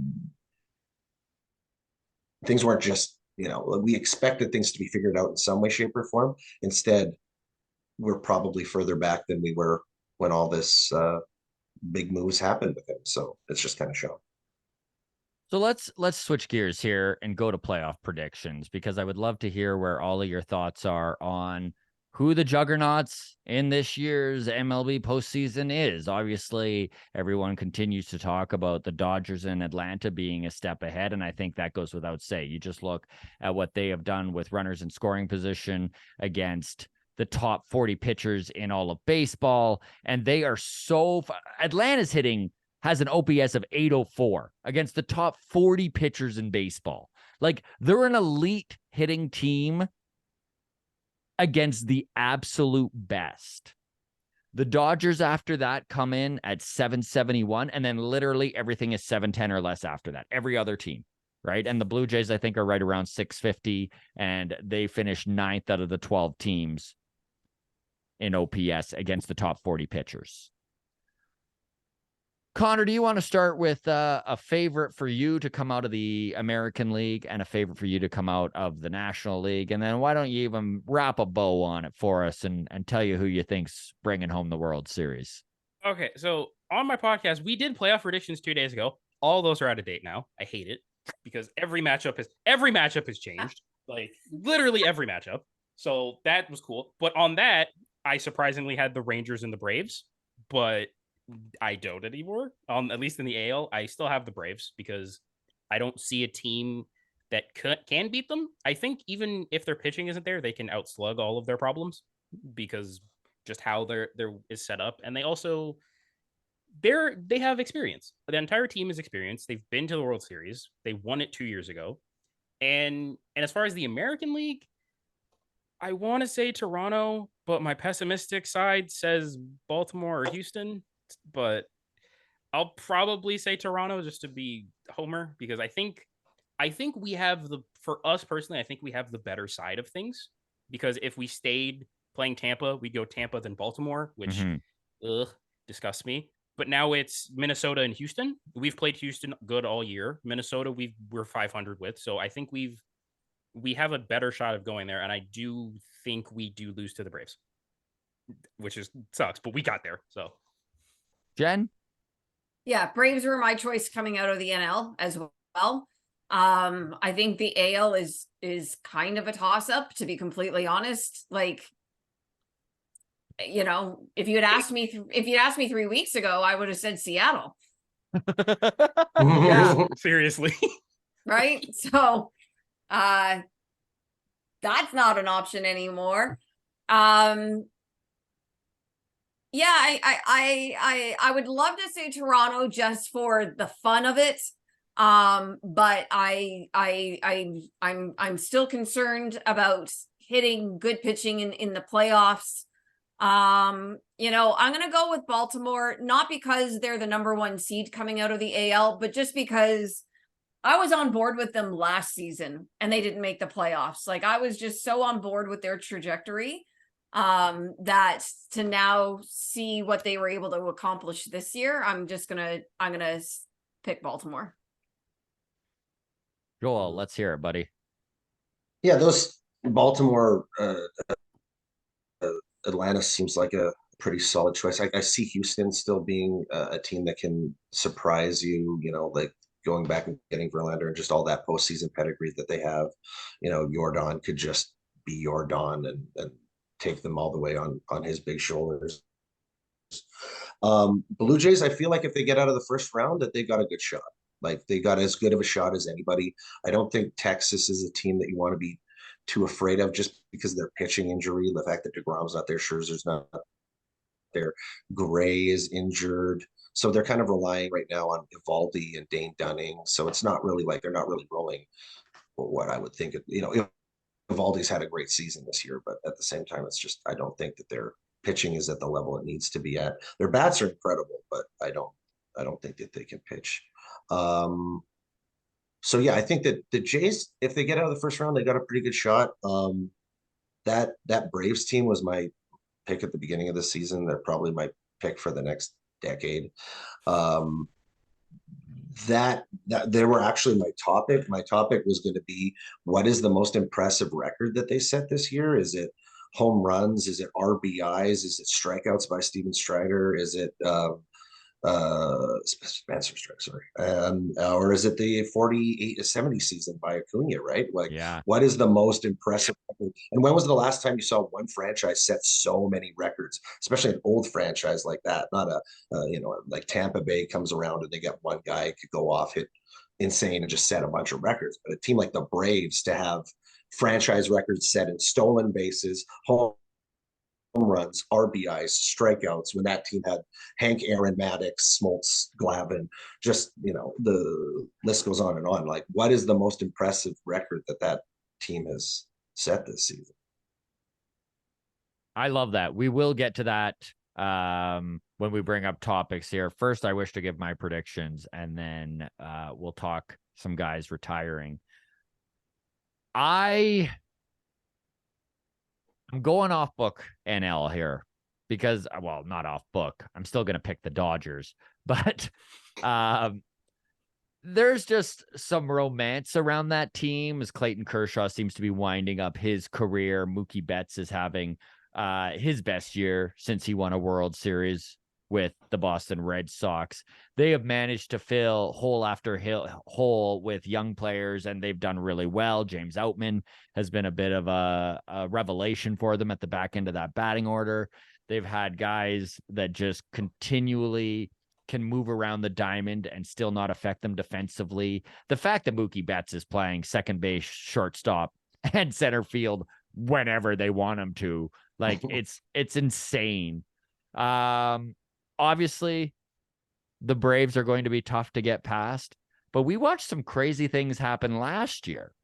And so that's just what the playoffs are, is it's a bit of a crapshoot. I know that Vegas has the Braves at 24%, but I mean, you all three picked the Braves. So I was like, I'll just go a little different here. And then for the American League, I really do think it's the most open this league has been in years. Texas scares me a little bit because if Texas gets hot, they can look unbeatable. But I really do need to agree with you guys that, like, let's face it, and I have no ill will towards him, but Dane Dunning is going to be their number 2 pitcher in the wild card. Like, Dane Dunning. So I have to go with Houston. I do think Houston is still a really, really tough team to beat. I mean, my heart's with Toronto, though, right? Obviously, like, go Jays. I do think the Jays could do some stuff here. That's the thing. You look at these teams, I really do believe I wouldn't be shocked if any of them outside of Minnesota. Yeah. Slightly related. Who on the Jays roster does not have any postseason experience? Dalton Varsho? Varsho? Yeah. If we're counting Davis Schneider. Yeah. Or is that it? Like, it's pretty impressive. They do have a deep roster of playoff experienced vets. Yeah, I think genuinely everybody but those two. Because I'm trying to think of like, well, if Bowden Francis, I guess Bowden Francis, but like that's fringe. Yeah. But everybody else has lengthy playoff experience, not I just mean, playoff experience. even looking at their signings, right? I mean, Brandon Belt has 2 rings. Kevin Kiermaier's Kiermaier. been there. Absolutely. Chris Bassett has just experience in general, but playoff experience as well. I mean, it goes a long way. I know, Jen, before you joined us, we had Adam Mack. Adam Blank. So he's a comedian and a huge Rays fan. And we were just talking about the fact that the Rays have managed to kind of do what they do all the time.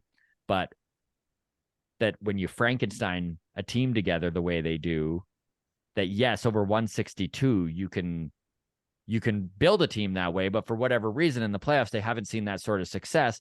And the only thing that I could think of was experience, right? That whenever they get a guy, they've developed these guys, and then they make the playoffs a couple times with them. And just as they accumulate that experience, then they got to ship them out.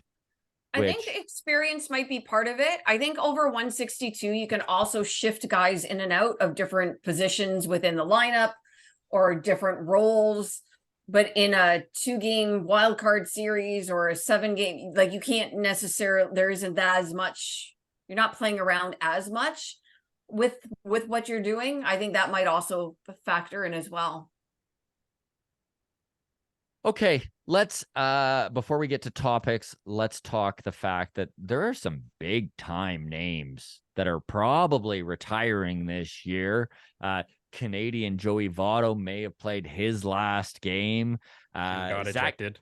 Zach ejected. Zach Greinke had his final start probably as a major league pitcher. Adam Wainwright is riding off into the sunset to be a country star. Miggy is joining the Tigers front office, but this is Cabrera's last year. Even Brandon Belt has hinted that he may retire. Charlie Morton looks like he's probably finished. Can you guys, I don't know. And I know, Connor, you're a little younger, but for me, this is like a group of guys that like I've been watching since I was like 20. You know, like this is like literally like a pretty good chunk of dudes that just over the last decade or two have been completely dominant. Are there some Hall of Famers in that? Obviously Cabrera. Other than that, maybe Greinke, I think. Jen, Greinke would you see Zach Greinke as a Hall of Famer? Probably. Yeah. Joel, Adam Wainwright's probably not there, right? As incredible of a 200 wins is great, but I don't think that puts him. He's in the Hall of Very Good, but no, I wouldn't say Hall of Fame for Wainwright. Connor, Joey Votto, has he done enough? I hope. I think he has, but it's a matter of the Hall of Fame is stupid. let's just all agree on that. It's stupid. No Barry Bonds, no Roger Clemens, no Carlos Delgado. Just be Blue Jay, but like, yeah, Joey Votto deserves to get in, I think, because where he sits on as far as Cincinnati Reds all-time stuff, how well he's done for his entire career. I think he finished with an over 300 average, if I'm not mistaken, in his career. No, he lost it right there. Damn it. Okay, but still, he's still 290s. Like, yeah, or like 298 or something like that. 298 for what feels like forever, and provided it like he's the heart of Cincinnati for the last 15-20 years, and for him to not be in the Hall of Fame would be a disservice to Joey Votto. I want the Blue Jays to sign him for 1 year, play enough games to get his average back up to 300, and just leave. Phantom IL stint. Yeah, call it a day. I mean, I love that. That's my aside from trying to stalk him during the off season, that's my plan for Joey Votto. I'm not stalking him. Please don't call the cops on me. Evan Could use a hitting Longoria. coach. Evan Pardon? Longoria. Oh, sorry. Go ahead. Hitting coach would be great. I was just saying we could use a hitting Abs- coach. Yeah, we could use a Absolutely. hitting coach. Absolutely. This kind of borders on what my topic was today, but I'm glad we're talking about it now. Yeah. Before we move on, I did want to talk Evan Longoria really quickly because he's another guy that's amongst that list of possibly retiring guys. And he's had a very, very good career, but some ups and downs throughout it too. Where would you, obviously Hall of Fame is not in the talk for Evan Longoria, but where would you put him in the baseball realm? Right. And we could even go by percentage ranking here just to kind of make it easy, 1 through 100. Would you say he's an 80% guy? Like, is he a guy that has just probably had a career better than 80% of major league players?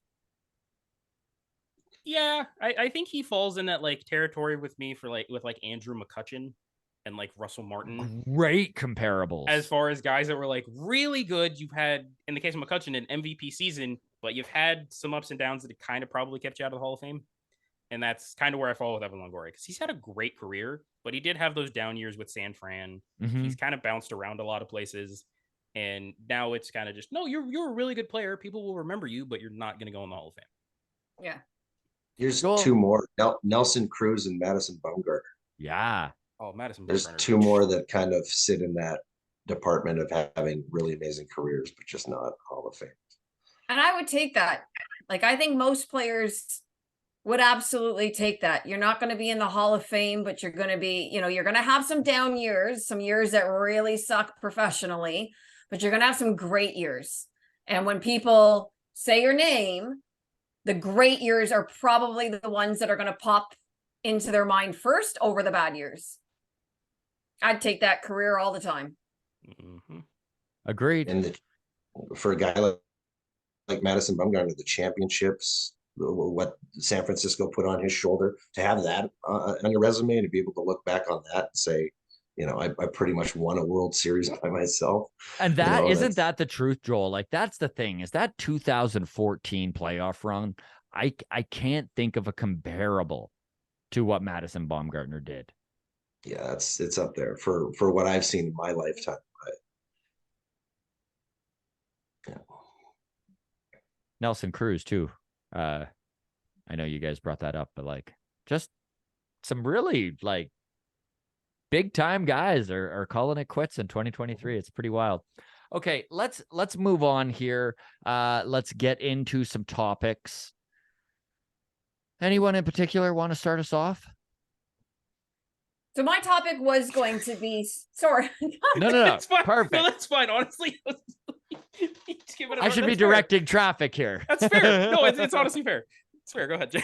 My topic was going to sort of be that solemn feeling at that game 162 brings, right? When you sort of, not only is it the end of baseball season, coming, but just, the guys who are retiring, and, that little bit of nostalgia. And I felt today was, I felt that particularly with the sad news that Tim Wakefield had passed away, and that was sad and shocking news. And so I always sort of feel this way around this time, even though I'm really excited about postseason baseball. It's still that end of that regular season really feels like, I don't know, like that last day of school or that last day of something where you're just kind of like, oh, so I just wanted to sort of say that. My topic question is with regard specifically to the Blue Jays and this wild card. Give me your best, sort of out there prediction, whether it be regarding a player's performance. I don't mean like, oh, the Jays are going to win the series 2-1 or whatever. Player performance, who's going to be the standout, who's going to be the hero, who's going to do something really outstanding. Give me your crazy prediction. Connor, you want to kick us off here?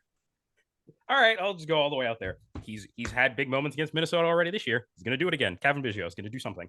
because he's had that game-winning home run against Minnesota. He's hit a home run off Pablo Lopez. He's playing the best defense of his life. So, and he's probably going to be in there regardless of handedness. So, I want a good series out of him, just to slightly rub it in Jen's face a little bit more. Hey, I've acknowledged the gift has that walked is it Kevin back. Biggio this season. Yes.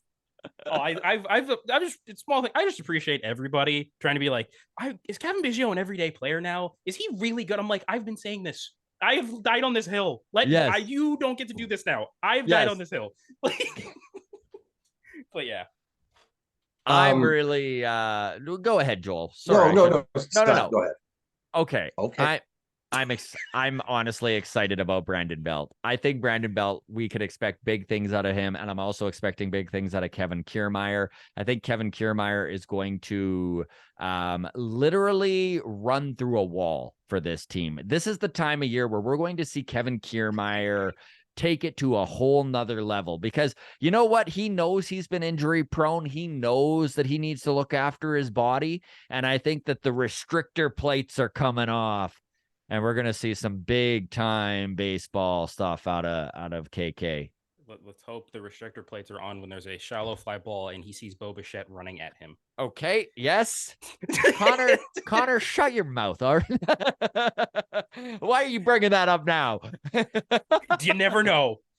All right, Joel, who do you think, buddy? I've been performances from. I've been hard on Varsho all season, but I think when it comes to the postseason, that it's going to be something different. Like, I think that he's been hitting really well the last 15 games. That ability to bunt may become a different element that you may see used in an interesting situation.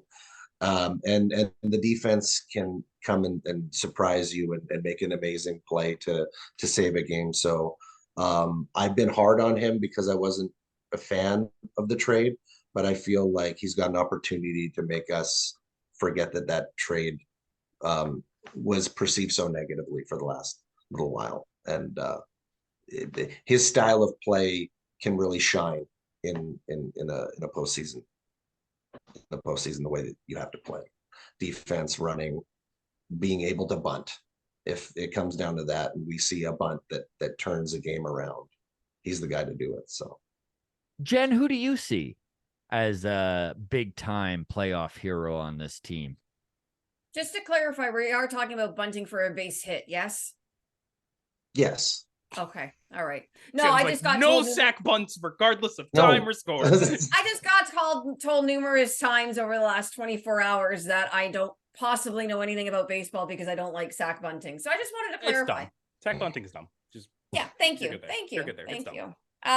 Anyways, so I mean, you guys have named the players that I would say.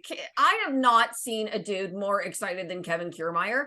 Like, from the day he signed with Toronto all the way up until yesterday, like I just, this guy is so invested in this team, this city, its fans, and winning in general. And I cannot wait to see postseason Kevin Kiermaier on behalf of the Toronto Blue Jays. Belt, Varsho, I agree as well. Varsho's had a bit of a rough ride this season. And I'd really love to see him just, absolutely own the series. I think that if he comes in any situation, my prediction will be, if he comes into a game in any situation, Jordan Romano will be lights out. I love that. Yes, all of us. Okay. Also, just one more thing. Springer we paid the big money for Springer to be that postseason guy, and it's time. I'd really like to see that. It's time. Yes. Yeah, for sure. Joel, what's your topic, bud? I know you. It was that Braves topic of what you is laid the it most out. impressive The Braves, thing. most impressive.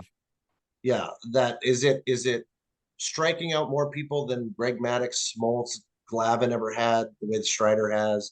Is it being out, getting more RBIs than Hank Aaron ever did? Is it hitting more home runs in a single season than I believe was it Andrew Jones who had it previously. I believe had 51 for what is the most or the 40-72 season that Acuna had. I obviously that one probably leans to the top. It might be my pick, but just the fact that you're going up against so many Hall of Fame players that you put down a better season than in so many different ways: home runs, RBIs, strikeouts, stolen bases, and then combining home runs and stolen bases, and then having three guys who had 40 home runs, and today tying the all-time home run record for a team that is in a low offensive. This isn't a big scoring season. This isn't the 2019 juice ball year where Minnesota went and hit 307 home runs and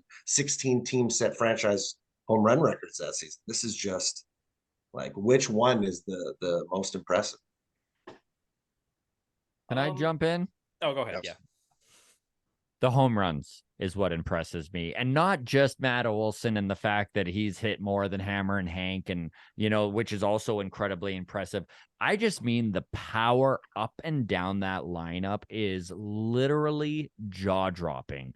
They have 5 dudes with over 30 home runs, and I mean, as a Blue Jays fan, we all know, right? We've seen some very power-heavy teams in our day, but we're looking at this 2023 Blue Jays team. I mean, Vladdy's hit the most at 26. Like, the fact that they've got 5 guys and not just like scratching under 30 home runs, right? Like just scratching it out. Like, there's some dudes on that team like Matt Olson that is just pushing 60. It's insane. And I think home runs is probably, if I'm picking one, I mean, there's no wrong answer here because the Braves are just world beaters right now. But yeah.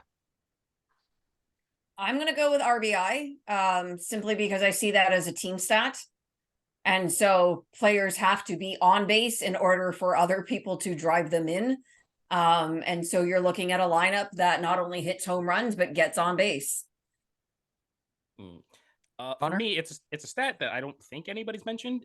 They broke the record, or they have the record now for the highest team slugging percentage in MLB history.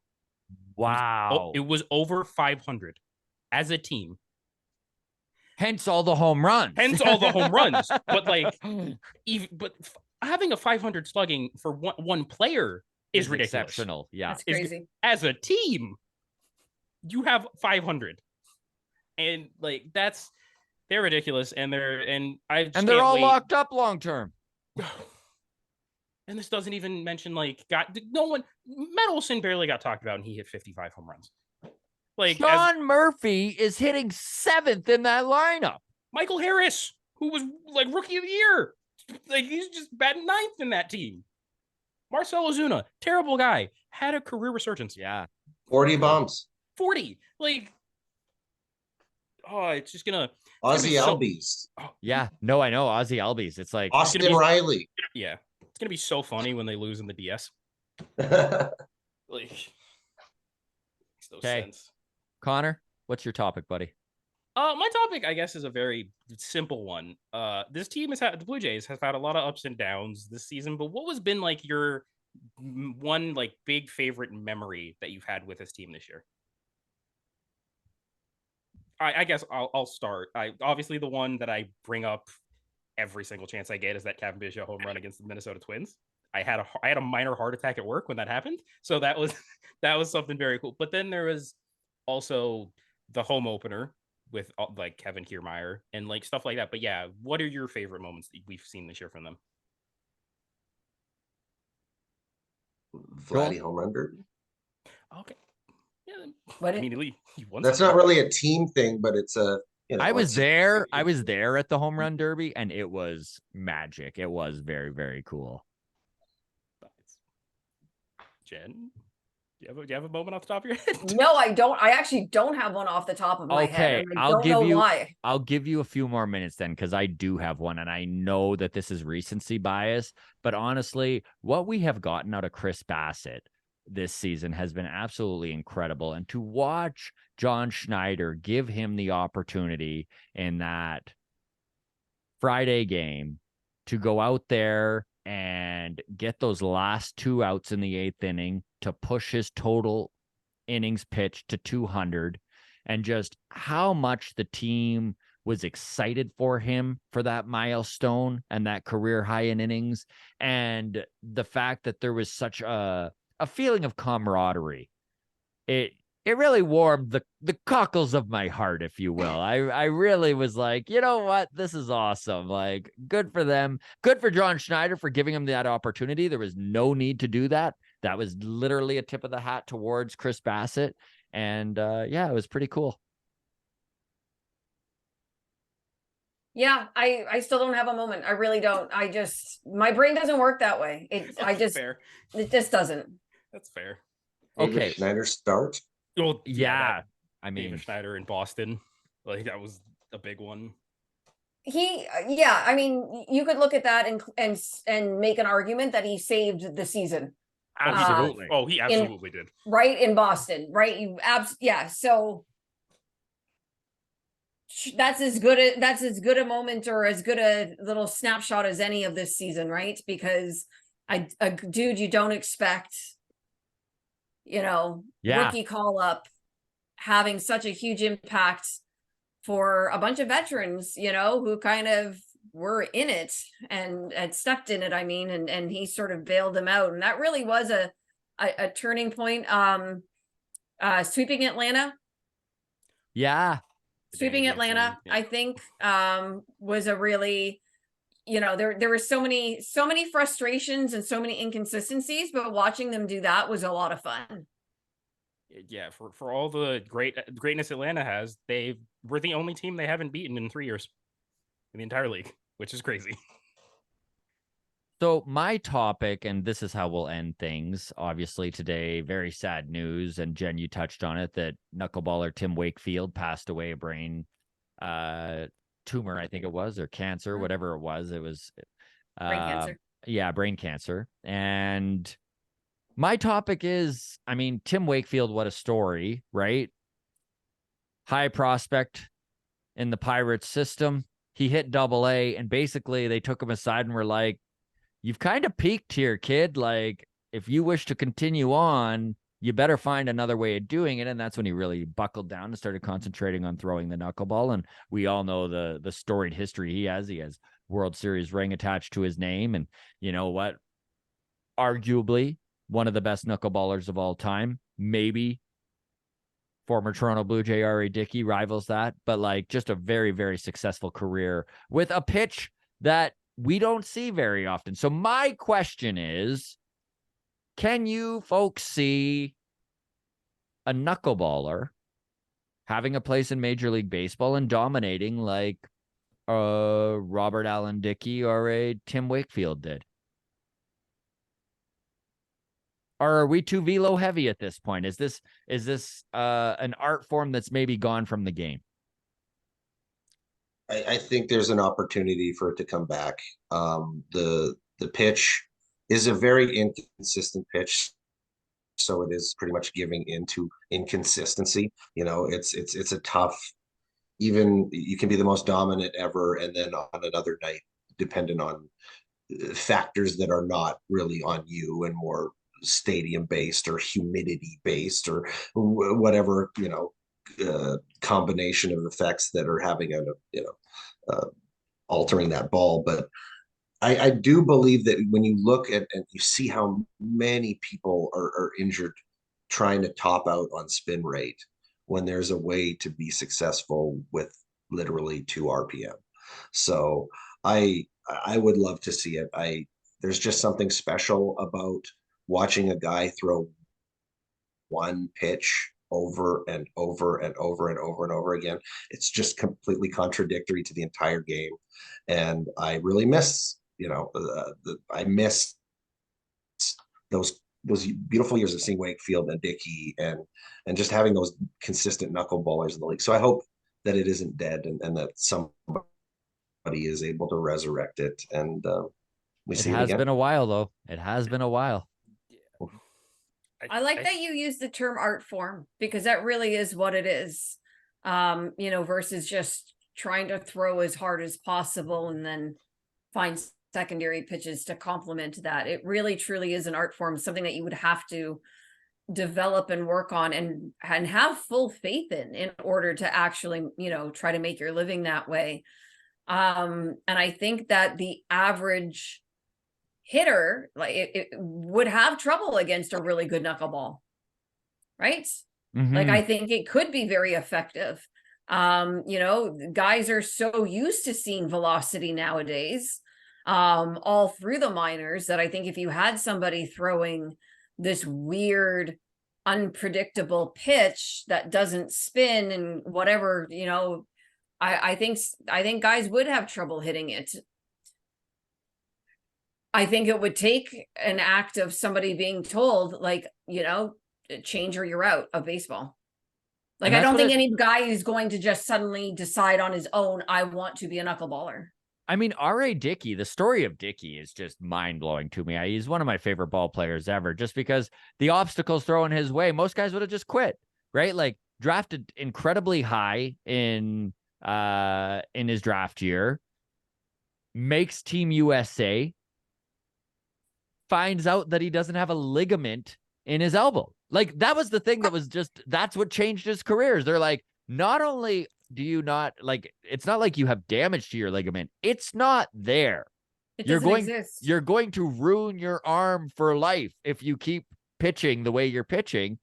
And then he went about literally, he went on a road trip going town to town, talking to old knuckleballers and figuring out a pitch, and reworked and retooled his entire way of playing baseball in the minor leagues for years. I mean, I honestly believe this. We'll never see a knuckleballer win a Cy Young again. That's like, I could be out to lunch and it'd be super fun and cool if I was, and I would cheer that guy on, whoever would do it. But I mean, a Cy Young award. R.A. Dickey has a Cy Young award. It's insane. To play onto that, though, like, the idea that a knuckleballer is just, it, like, we look at it as this singular pitch, and I pretty much said that it was a singular pitch, but Dickey and Wakefield's coming at it from a first baseman being retooled into a pitcher who had like a floater knuckleball, is throwing it in the low 70s. Dickey would throw an 80-mile-an-hour knuckleball, and then occasionally would, drop in a 66-mile-an-hour one. Yeah, right. And then occasionally he'd throw 85 and surprise you with what, a change up, but it comes his version of a fastball. Exactly. Yeah. Right. So, it's the fact that one was a pitcher who was told not to be a pitcher, so he became a knuckleball pitcher, and one was a first baseman. It really is this weird ticket that you can punch just to be able to, wherever you are, hey, you might be able to just grab that ball with the fingertips and lob it over and find success. There's always that, so that's, yeah, I hope so. I excited for the day that I get to see another was it Stephen Wright? Was that his name for Boston? Mm-hmm. I remember he was probably the last one to really, he was the last guy to actually have any sort of longevity. Absolutely. All right. Well, let's wrap it up there. Thank you so much, you guys, for joining us. And Jen, always a pleasure. I know you had to come in a little late, but we really do appreciate you taking the time. Jen, for those who want to follow the incredible mind that is yours when it comes to baseball, even though you obviously are an idiot and don't know anything about baseball because you don't like sack bunts, where would they find where would they find you on Twitter? Folks can find me at baseball_Jen, and that is Jen with 2 N's. Connor, the Flight Deck. If folks haven't checked out the Flight Deck, by the way, it is a fantastic Blue Jays podcast run by Connor and fellow friend of the show, Brant. And you've even got a third guy in there now, right? Yeah, Nate. It's Brant's friend. Nate is I would call him our resident drunkard. Okay. That's how he's there. It's great. He's hilarious, especially because we record late at night, so anything can happen on the show. So, but yeah, and he hates Kevin Biggio, so me and Brant came to the decision we needed somebody that didn't agree with everything that we said, and Nate was that guy. So, but yeah, But He's yeah, your Joel. yeah, exactly. Yeah. You can think about it that way. But if you want to follow me personally, you can at TFD_Connor, and that's Connor with a K. And everywhere, if you want to find the flight deck, we are just on social media at the flight deck _ and then the flight deck podcast on pretty much anywhere you get your podcast. So yeah, we're gonna be going regardless if the Blue Jays fizzle out on Wednesday, which also found out games are at 4. We are the 4:00 game. Okay. In Okay. the wild card round. So that's good. But yeah, find me there. I hope our next episode isn't us crying how we were last year. So And Joel, where can folks find you, buddy? Hey Kami on TikTok. You can always find me there. I haven't been doing as much baseball content as of late, but then the strike kind of just ended for film, so that has gotten me insanely busy as of late. But yeah, I'm just happy that that whole ordeal is done with the writers, and we can finally, get back to work and get people some art. And Because to that the was a sad entire situation. agreed, buddy. I have felt for you this whole time, dude. Like, I'm so glad it's over for you. To the entire grounds crew out there watching, I do wish to apologize. I'm sorry. I really did try very hard to make this live. It was running off Adam's computer, so I don't know what happened on his end. It just stopped. Luckily, Blame we're Adam recording is all here. on me. Yeah, blame Adam. Mr. Mac, it's his fault. But we'll be back up and live next Sunday, hopefully. Fingers crossed. So we'll see everyone then. Take care of yourselves. Cheers.